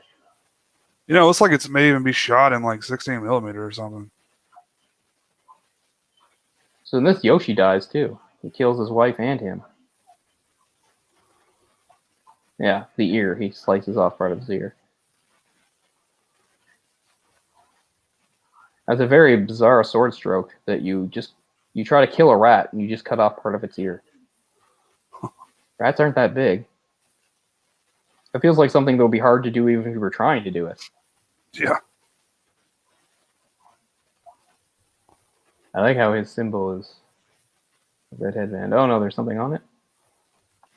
Can't see through his dumb hair. Oh yeah, the symbol's there. I think I thought that was his hair for a while. What symbol is it? I can't even see it. I don't know, but it's a symbol that's supposed to represent Shredder. Ah.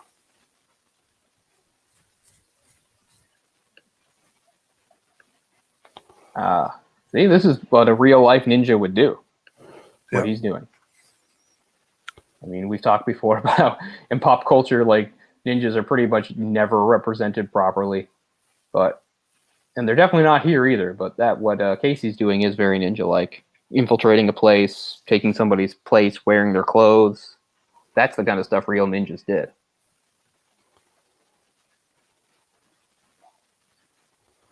Like he would have noticed that the kid wasn't there for like 2 days. I know. There's a lot of kids.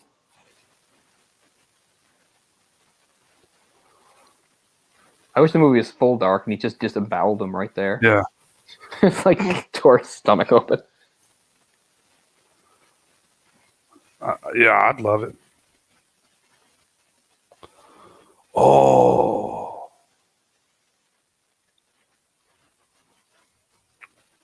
I mean, what's his name? Avery, whatever his name was. The guy who was Uncle Phil from... Oh, yeah. Yeah, I mean, he was the voice of Shredder in the show. So, I mean, is that a problem?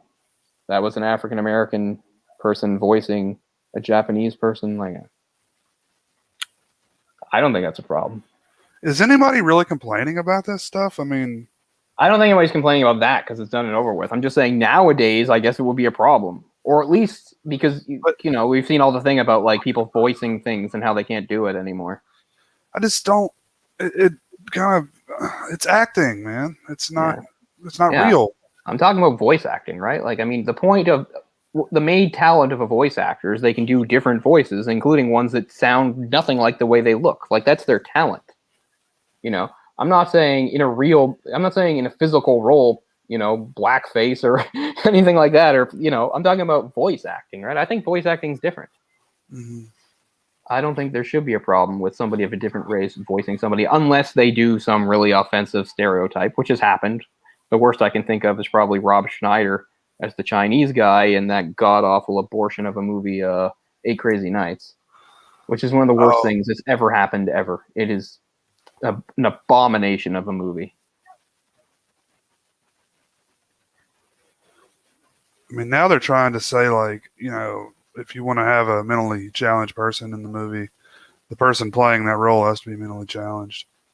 Well, for some purposes, that's not really practical, is it?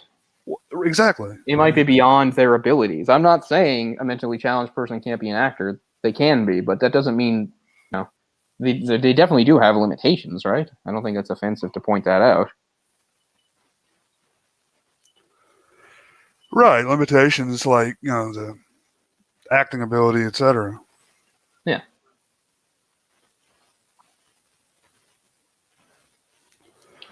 I don't know. I just rat. Them saying, like, if you want a trans person in a movie, it has to be a real trans person. I mean, again, though, we're talking about acting.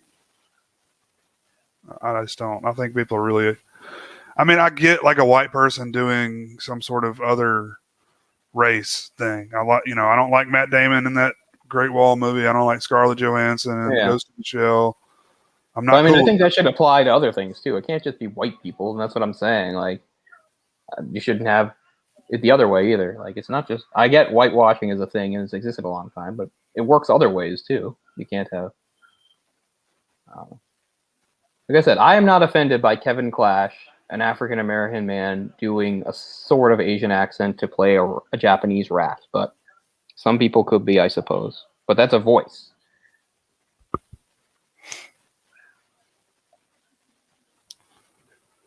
Yeah, I know that Big Mouth show. I think we've talked about this.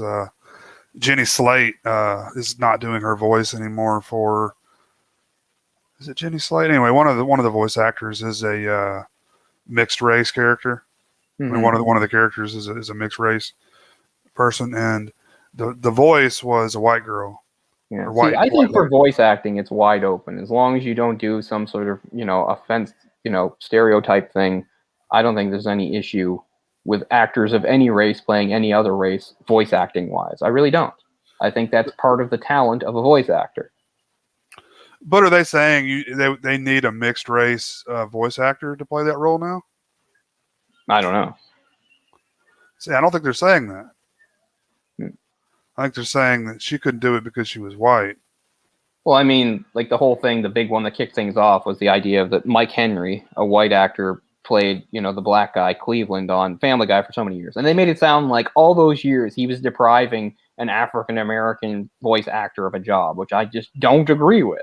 I just don't. I don't think it's that bad at all. Again, man, I think we really got to stop focusing on our differences and And I mean, the whole point of that character's voice was he based on a person in real life that he knew. A black guy, right? Yeah, and it was a black guy that happened to have this sort of weird, kind of interesting voice. Oh, really? Ben says in the last Ninja Turtles cartoon they had a mixed race April. I mean, fine, sure. Thinking about this lately because now that like Death has been cast in Sandman, a bunch of like Neil Gaiman fans are flipping out because showing that they're actually quite racist. When the whole point of Death is that different people see her different. Like if people read the comics, they know that Death obviously isn't a human and doesn't have a race. And while she's been drawn as Caucasian in some place and stuff like that, the point is you sort of see Death as you want to see Death. So there's not really any point in flipping out over how she's cast. Mm-hmm.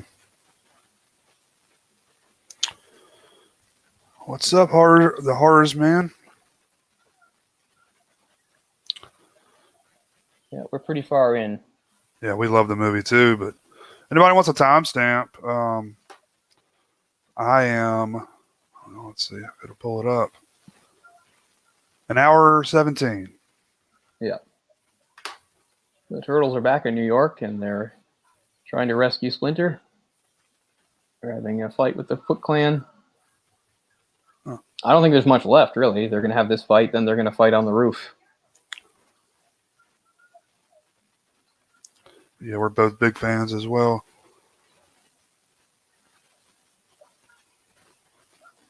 Yep, some turtle humor. Yeah. Not too many shell puns. It's all right. Let's kick some shell. That doesn't get old. I mean, sometimes they would just reuse jokes on the show. I can remember at least 2 or 3 times, at least twice, but it could have been even more. Like where they're fighting some enemy that yells at them and calls them amphibians. And Don goes, "For your information, we're reptiles." I'm like, I'm positive they used that more than once. And they just thought people would forget. Well, they thought we would forget, the kids. Yeah. But the thing was, I didn't forget anything. Stuff like that I always remember. I just have a really good memory for things like, especially things I hear. Yeah. Oh, here he is.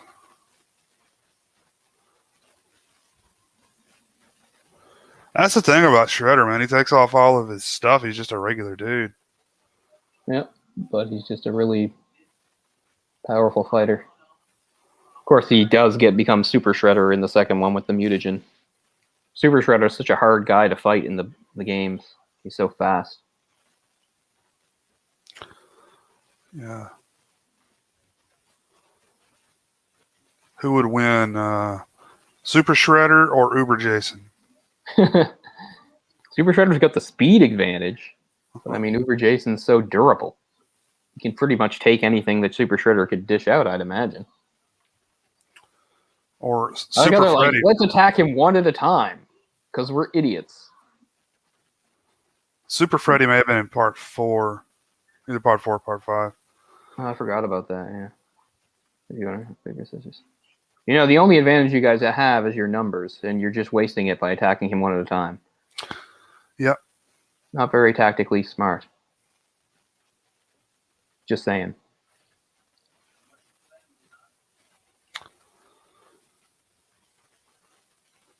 Yeah, horrors, man. I used to have a ton of those figures. I don't have any of them anymore, unfortunately. Still a few of mine kicking around, but I'm missing a bunch. And the big, awesome collector's case. I don't understand what could happen. It could be like, we have like this storage room in the basement that has a bunch of like totes full of stuff. It could be in there, but it would be almost impossible to get to because it's such a narrow room. I'd have to like take out tote after tote after tote just to get to the stuff in the back.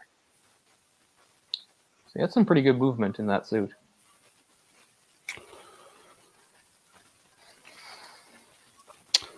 Yeah, why are they attacking him one at a time? That seems kind of stupid. Yeah. And after he takes out two of them did rock, paper, scissors to see who would attack him next. I'm just thinking, why would you do that? Everybody at once.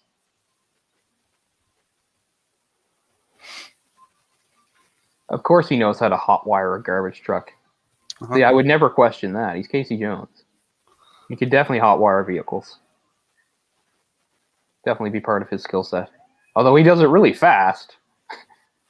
Yeah, no kidding. But hey. You know, there were 2 deaths, and they were a year apart in movies that I grew up that I remembered really well. One is the Shredder here, getting knocked off the building, and then crushed in the truck. And the other one was Jack Nicholson's Joker plummeting to his death and leaving the teeth. Like, those were the 2 deaths I really remembered as a kid from movies. Was those villain deaths. This, of course, just being a year after the first Batman movie. Yeah, man. This feels so 90s to me for some reason, though. I know, really, it's only 1990. I know. They really nailed the tone of the 90s, though. Yeah, that's what I mean. As I said, I think they really set a precedent for what was cool going forward, right? When we were talking about all those rip-offs and stuff. Yeah.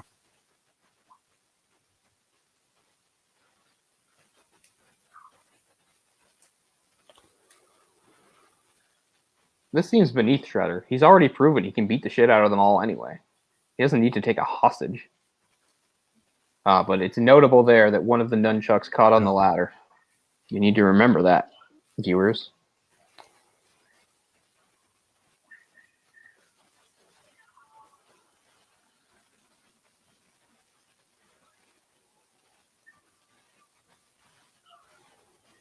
You know, he beats them all easily because all they do is charge at him like idiots. And then he winds up like doing the same thing to Splinter. It's unsatisfying from that point of view, but I realize I'm overthinking something mainly made for kids. Just that, well, you know, whenever there's a fight scene, I really judge them very critically.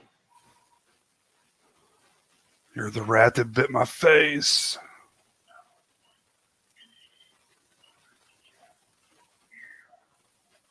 By charging at you while you stand on the edge of a building.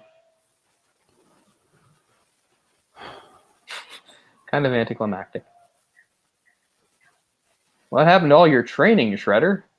What taught you to just blindly charge an enemy like that? Emotions. Yeah. I like how he interrupts his speech. But oh well.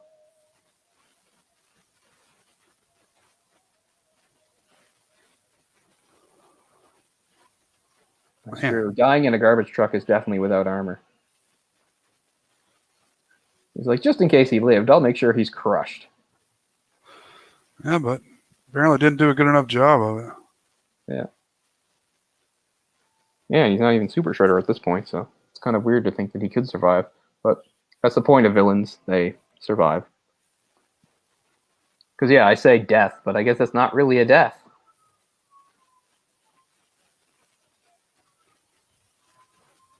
Well, this is a lot of paperwork for the cops to sort out. I mean, how many of those kids had their parents file, like, missing persons reports? Right. Then you've got guys that are minors that committed crimes. You've got some foreign nationals that committed crimes. Well, I mean, what can you charge Shredder with at this point? Like reckless endangerment. It's not really kidnapping, but it's something wrong with minors. Yeah. Danny, I'm going to be a good father from now on.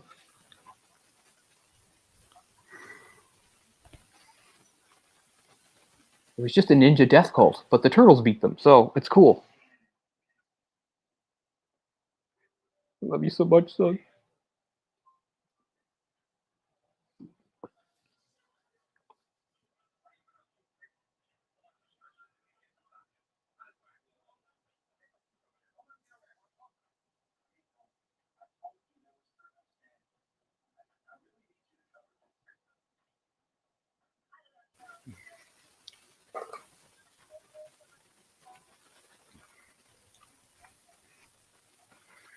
I like her leverage here is that after he fired her, he didn't think to replace her. And now he's just like, I need someone to do this. And now she has all the leverage back. She's like, okay, but I need a raise and everything. Like, what was the point of firing her if you weren't going to replace her, dude? Well, you stopped putting out, and I had to fire you.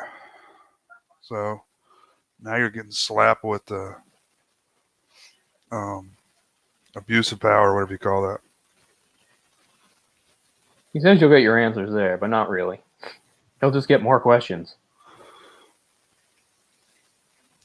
What do you call that when dudes like take advantage of like women that work for him that, you know, oh well, you know, if you want a promotion, you've got to sleep with me, like Harvey Weinstein did. What's the word for that?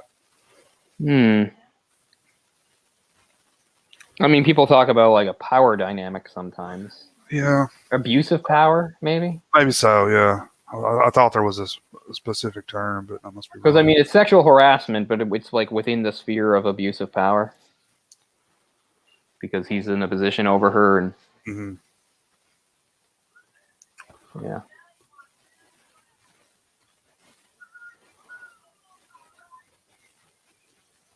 I still can't believe that's like a big part of the plot of Scream 3. Harvey Weinstein must have thought that was hilarious at the time. The Scream 3 is like, hey, that's me. I'm the studio exec producer guy that makes women do things because I control them.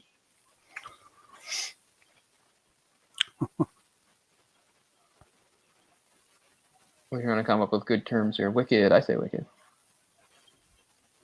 Oh, this is where Cowabunga.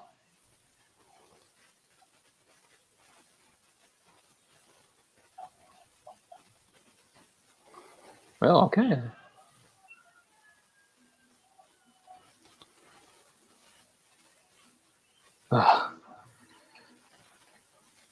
I made the funny.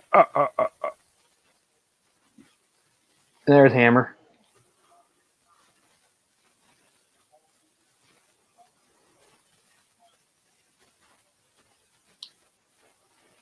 Is this an original song for this movie? Yes. It would have to be. Listen to the lyrics. Yeah. He just mentioned April O'Neil. That's what raps were back then. For at least the first half of the 90s, like so many kids' movies ended with like a rap that sort of summed things up. I'm so-and-so and I'm here to say, I'm gonna make rhymes in a different way. A rip, rap, a rip it, a rap it, a rip, rap, rip it, a do. Oh, he spells out the word turtle? That's nice. I wonder who wrote this song. Let's find out. Rip, rap. Oh, look, Corey Feldman got a special billing there. They said the voices, and then it goes, and Corey Feldman is Donatello. Because I guess Corey Feldman's star was bright in 1990. It was, yeah. Yeah, he was one of the bigger child actors of the 80s. Little did he know, in a couple of years, things would not be looking so great.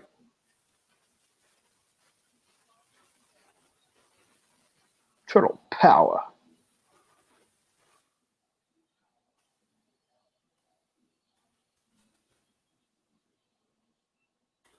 Yeah, I don't know how well the remake and the sequel to the remake did. No, I don't know either. I mean, the remake must have done okay to get a sequel. True. I mean, those are what's his name, right? Michael Bay. Yeah. I mean, I get that Michael Bay is good at handling action, but he's not the guy I would want for that kind of movie, you know? Because really, Turtles isn't supposed to be like massive scale action. It's a bit smaller. It's more about fight scenes than like, you know, I don't know, jet fighters and stuff like he likes to do. I mean, there's a scene in the second one. Ernie Reyes Jr. is Donatello. Oh, so Ernie Reyes Jr. was Donatello, but he was him in the suit. That's interesting. This is and then he would just be a character in the second one. This song is by a group called Partners in Crime with a K. Nice. Kryme. Crime. couple months ago, I watched it. It's on YouTube, the whole thing. A really shitty movie from 1992 called Adventures in Dinosaur City that I saw when I was a kid, Oh wow. which also has like people in suits and stuff. It's really shitty, but it has a really interesting rap at the end. I wish I could find it somewhere else, but it like exists nowhere else. It's just that movie. But you can watch the whole thing on YouTube. Oh, I remember that cover. Yeah. I was big into dinosaurs around that time. Yeah, and the dinosaurs are like in this like turtles or like that sitcom Dinosaurs. Oh. But what was interesting was at least one of them does like martial arts, and his martial arts are really impressive too, because again, it's quite the suit he's wearing.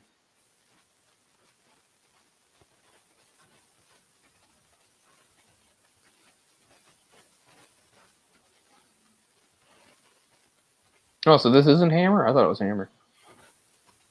I think Hammer may be at the end of that second one. Oh, okay. So it has Vanilla Ice in it, but it ends with Hammer. Wow, they covered all the bases there. Yeah. Those are the two rappers. I mean, they were the ones I knew when I was a kid. It's not like I knew Public Enemy when I was a kid. I Yeah. did not.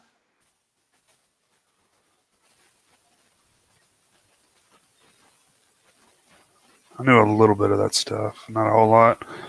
Like most of the stuff that I was really aware of around this time was just really like corny, like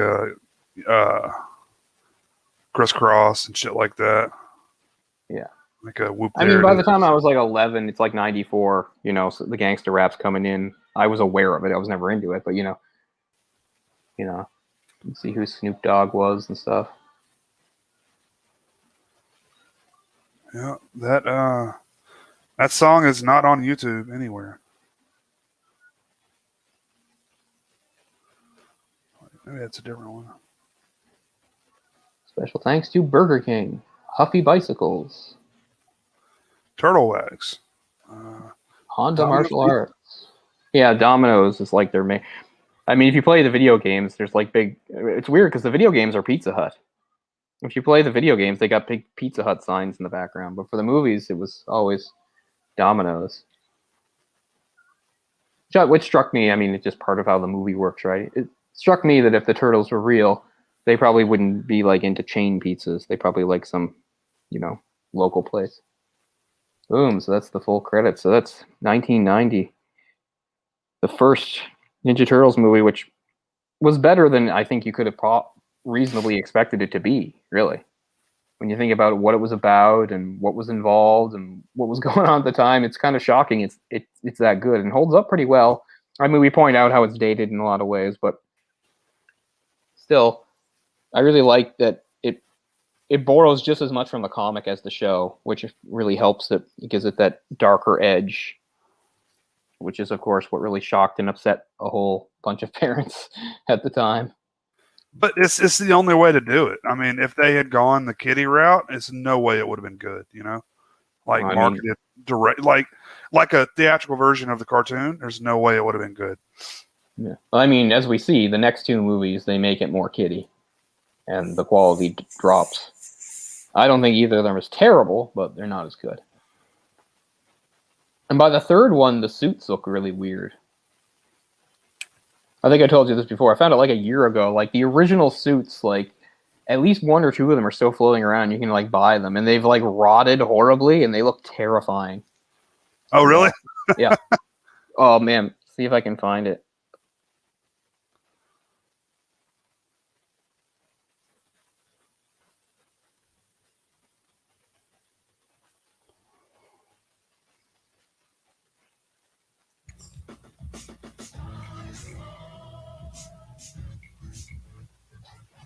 I can find that somewhere.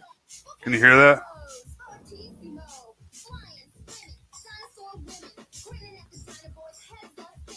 Yeah, it's from Dinosaurs, right?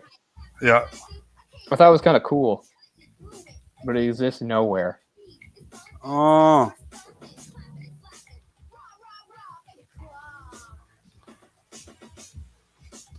This is CJ in Fantasy. Yeah. Fantasy, right? It's Yeah. like Fanta. Yeah, I remember that.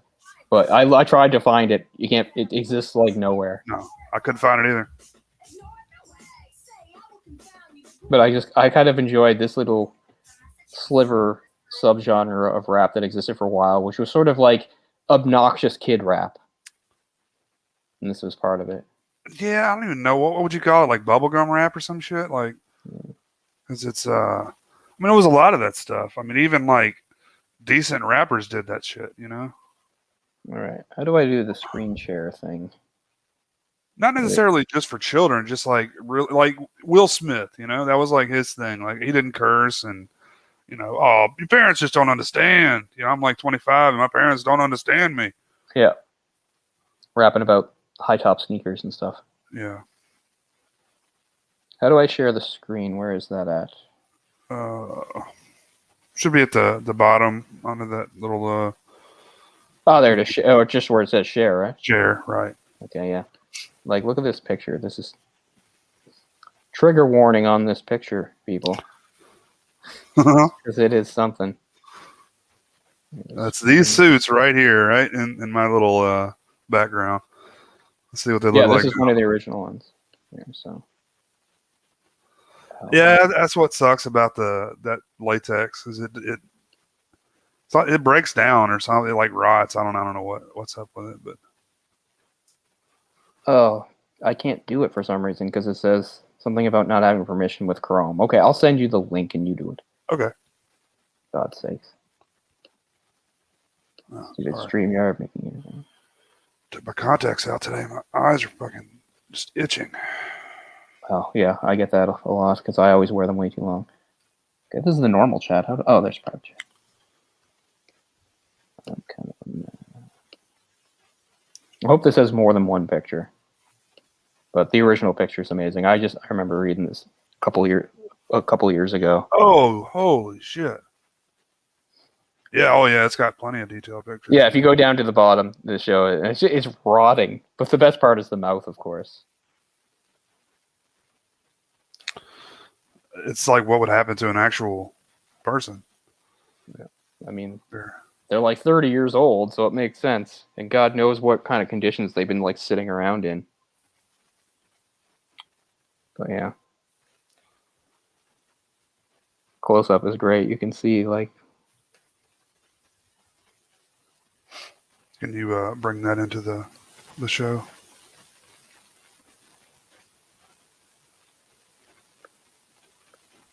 I put the link in the private chat. Yeah, I'm in the bottom there. You just my share screen's down there. Oh shit! I keep forgetting I have to do that. Yeah, sorry, I forgot. I keep forgetting I'm the host. So there's the top thing. But if you go down, there's some more detailed stuff. But look at You that. see the spots on there. That's what I was telling you. Like the action figures for the movie had. I'd love to have a few $1,000s to buy that and put that on and terrify people. That is, yeah. And See where look at the skin is rotted off. yeah. I mean, it's not real skin, but I just love the mouth. Like whatever was around the mouth is gone, so it's just the massive teeth. It's like Steve Harvey.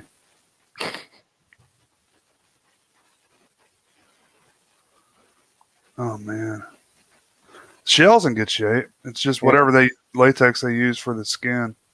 Yeah, so this is Leonardo. I don't know where the other ones are. Was it the same for the second movie? They used the same suits. Yeah, the third one they're different. Actually, I think this is this says this is the one from 3. This is Leo's suit from 3. Oh, okay, from 3. So that's 1993. Yeah, I have no idea what happened to the others. But the pictures we're seeing are from that.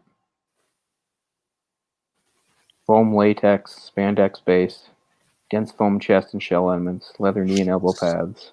So that's not Henson's studio, right? He I don't just know. did the first. I guess so, yeah.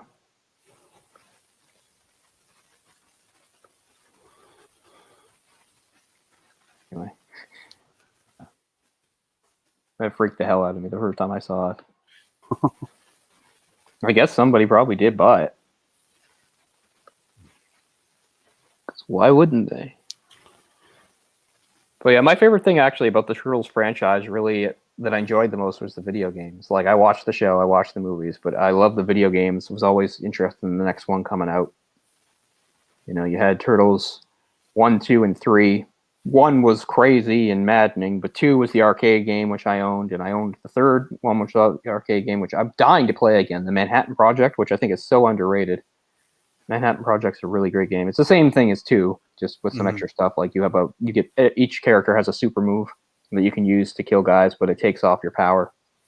Although once you get down to one block of power in your life, then you can use it over and over again until you get killed. I don't think I still have the box for it. What was great about that was there was eventually, I don't know if it must have, I didn't watch the show far enough, I guess. But eventually, I think on the show, the Turtles fought a bad guy from space who was basically he had like a man's body, but a Triceratops head. Uh-huh. He is featured prominently on the cover of the game, The Manhattan Project. He is not in the game at all. But that's actually the first time you get to fight Toka and Razor. And they're more serious. They're just sort of like joke characters by the time you fight them in Turtles in Time. When you fight them both at the same time. But in this game, which was really long, had a lot of levels, and some of the levels really long, Toka is the boss in one of my favorite levels on top of a building. I can't even remember where Razor's the boss of anymore. It's been so long since I played it. I love that game. And of course, 4 is one of the great beat-em-ups. I own a port of the arcade version on the PS3. I got it, but unfortunately, the arcade version differs from the home version. The home version is better. It has, oh, really? It has better music. It also adds a couple levels that weren't present in the original arcade game. Like, remember how early in the game the last level you do before you get thrown through time is a Technodrome level? You're in the Technodrome, and then you have that weird fight where it's like a weird thing where you see Shredder's point of view, and he has like a machine, and you have to like hit the machine by doing that move where you throw the foot soldiers into it. Anyway, and after you beat him, he goes, "That's it. I've had it with you. I'm banishing you." And that's when you go through the thing. That level does not exist in the original arcade game. Instead, it's in the sewer surfing stage. Just at the end of the sewer surfing, suddenly, after you beat the Rat King and do the normal thing, suddenly the portal just appears and you get sucked into it. Mm-hmm. That also moves around the presence of some bosses, because in the Super Nintendo port, home port, the Technodrome level before you get to that fight is where you fight. I think that's where you first fight maybe Toka and Razor. I'm pretty sure. But they get moved to a later part of the game in the other one because the level isn't there. What sucks the most is how in the very first level after you get through the thing, which is like 10 million BC, right? Like the caveman dinosaur level. In the home port, you get to fight Slash. He's the boss, and I love it. But Slash is not the boss in the original game. In the original game, it's this weird, like, cement man. It's the best thing. He's just like this completely blank, like, humanoid, but he can like turn himself into like a puddle and move around, and he's really annoying and hard, and he has nothing to do with anything, so that really sucks. And then some of the later levels are a bit different too, so I'll have to look it up. But yeah, so I do own the game, but not the actual Super Nintendo port, which kind of sucks, because that's the preferred version and the one I grew up playing. I mean, yeah, I did play it in the arcade, but I never got that far. I might have beaten the first stage before I ran out of quarters. Yeah. But they also had a couple fighting games, Tournament Fighters, which I never owned, but I rented it a few times.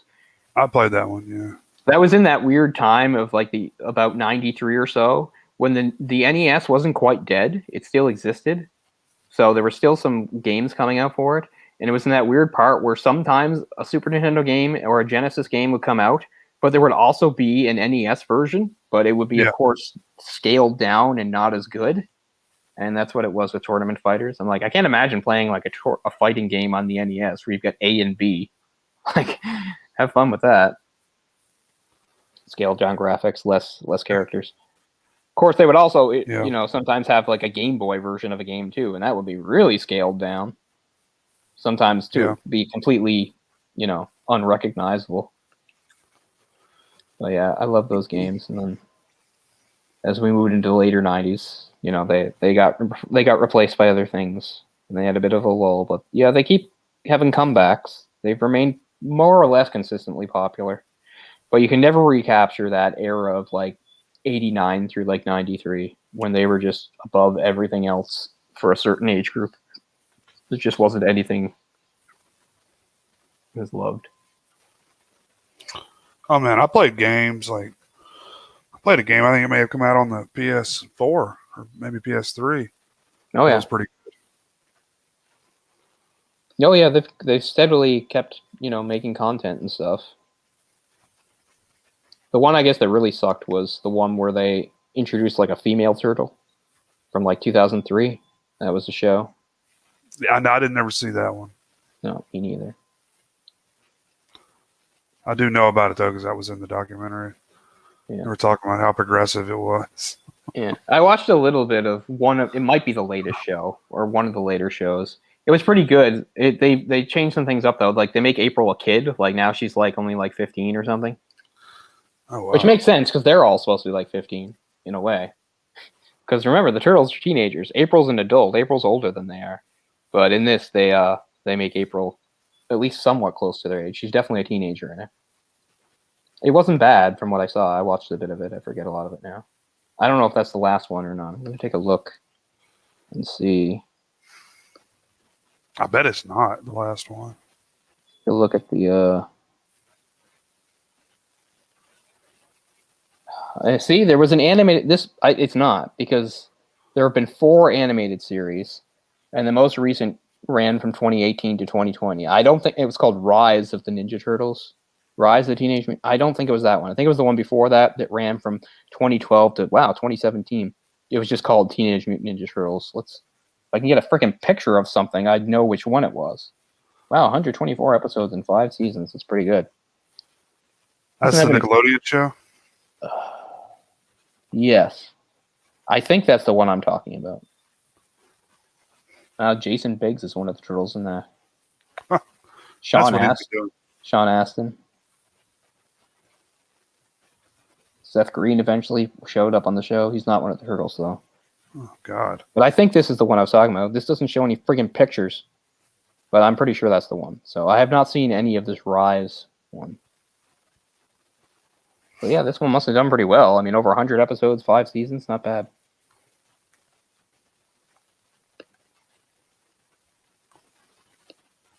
I mean, you got plenty of content to pull from, you know. Yeah, this has got to be the one because they say that she's the 16-year-old daughter of Dr. Kirby O'Neill and the love interest / crush of Donatello. Unlike her previous incarnations, she possesses extraordinary strong psionic / extrasensory abilities. I don't remember that. Wow. Having been born a human / Krang mutant hybrid. Oh, wow. I didn't watch far enough to find out about any of that. Yeah. So, yeah, she has psionic powers. Wow. I did not watch far enough to find that out. Also, Casey Jones is a kid, too. And they say that his dad was an NHLer, which is kind of funny. But yeah, I did not get that far off the show to find that out. But it wasn't bad. So yeah, so there have been 4 animated shows. And that's the 3rd. The most recent being Rise. And 5 live action movies. But yeah, the weird one, I got this a bit wrong. The one I was talking about was the live action series Ninja Turtles: The Next Mutation, which ran from 97 to 98, which is the one that introduced the female. I thought it was a little later than that. That was crap. Canceled after 1 season. Rise is the one with the mixed race April, says Ben. It must be, because I haven't seen it, and I wouldn't know. Mixed race, but being like half human and half Krang. Yeah, that was pretty progressive in that one, right? She was half human, half Krang. Fucking half alien, man. Yeah, so that's progressive. Even if it's something that doesn't actually exist. I bet. I like the 2007 one, which I own. It's just called TMNT. because it's basically sort of like getting the band back together thing. The idea is like they've kind of fallen out and haven't been together for a while, and then they come back together. Same thing is hinted at with April and Casey. The idea is like they used to date, but now they don't. Mm. It's a pretty satisfying movie. I liked it. I should watch it again. I've got it around here somewhere. I bought it cheap years ago at like a Blockbuster before it died. The Next Mutation had a crossover episode with the Power Rangers. Nice. Says Ben also. Oh, speaking of crossovers, that's one of the better movies lately. Is they made a Batman Turtles crossover based on the comic. It's pretty good. It's a satisfying watch. Where is that? It's only a couple years ago.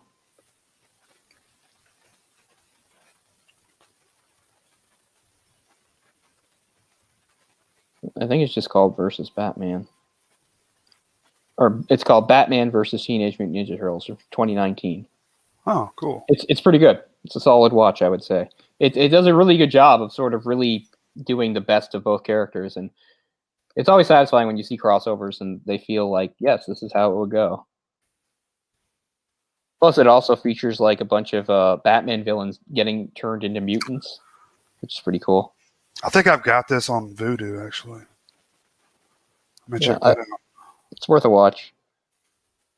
Like a lot of current Batman stuff, they try to keep it current, so like Damian is Robin, which is okay.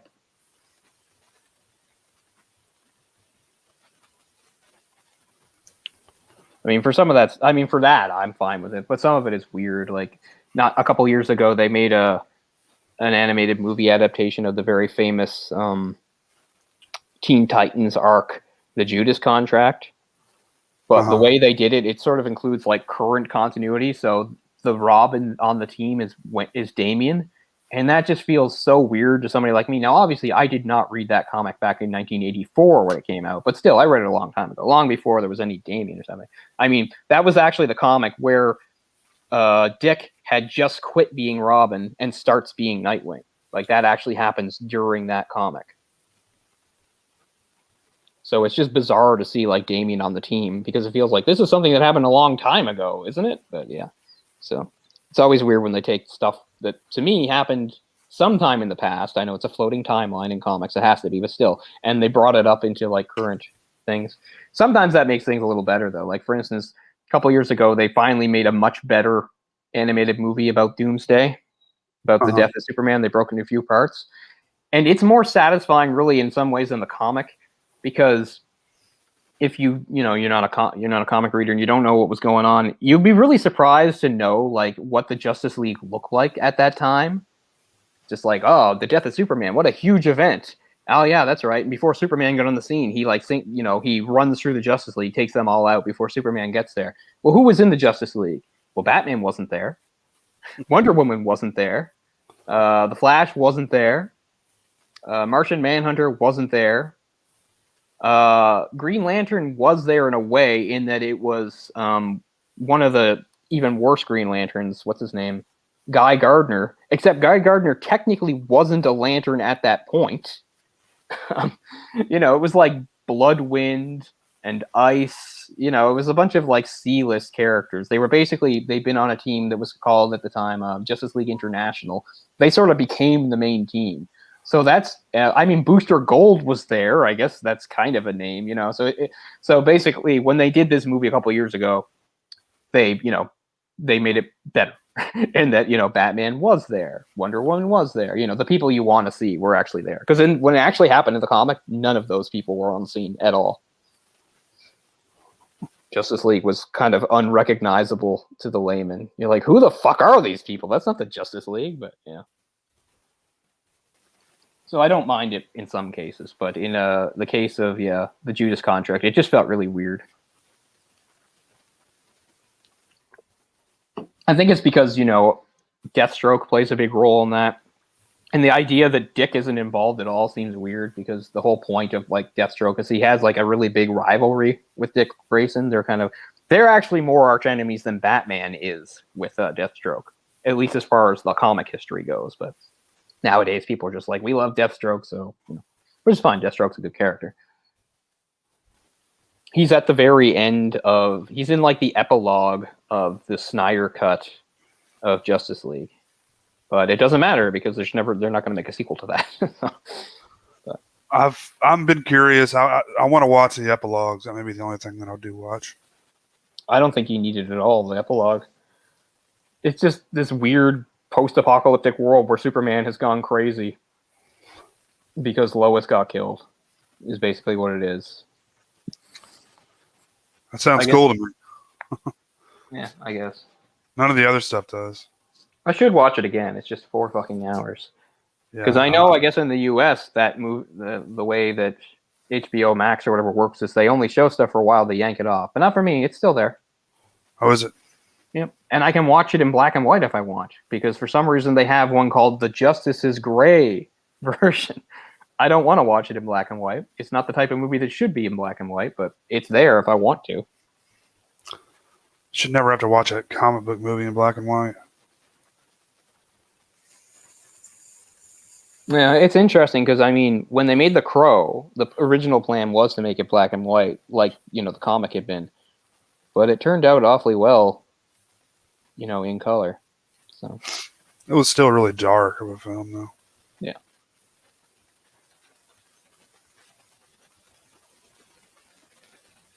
So, yeah, there were some... They were hard to find, but here and there, way back in the early 90s, there were at least a couple decent comic book movies. Most of them were awful, but there were a few decent ones. The Crow being a really good one, and this one is Turtles is sort of a hybrid. It's not just a comic book movie; it also takes stuff from the show. But I like how they combine them. Really, it works pretty well. And that's why I think it still holds up, despite various things dating it. I still think it holds up quite well. It's an enjoyable watch. Good action, good characters. Yeah, the writing's not brilliant or anything. Mostly good casting. I really like Elias Koteas as him. They got a good Shredder. Mm-hmm. Really intense, scary guy. The Turtles' voices are pretty good. And good stunt work by those guys.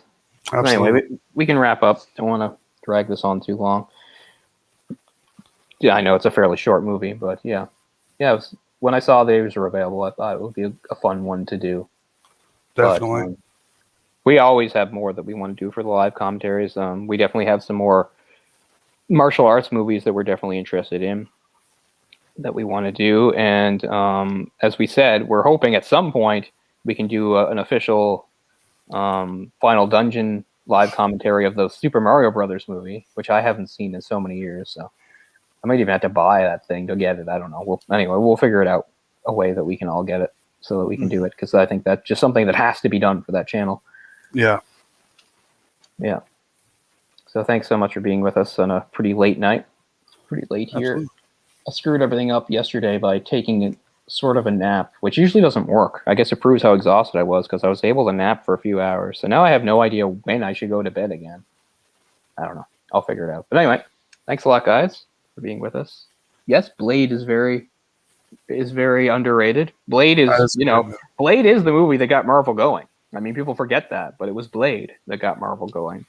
I mean, yeah, I mostly don't like the pre-MCU movies, but a few of them are okay, and Blade is right up there. So Blade deserves a lot of credit for being sort of the first proper Marvel movie, at least proving that it could be done. It's not a perfect movie by any means, but it's fun, and it's got a cool look and feel. Yeah.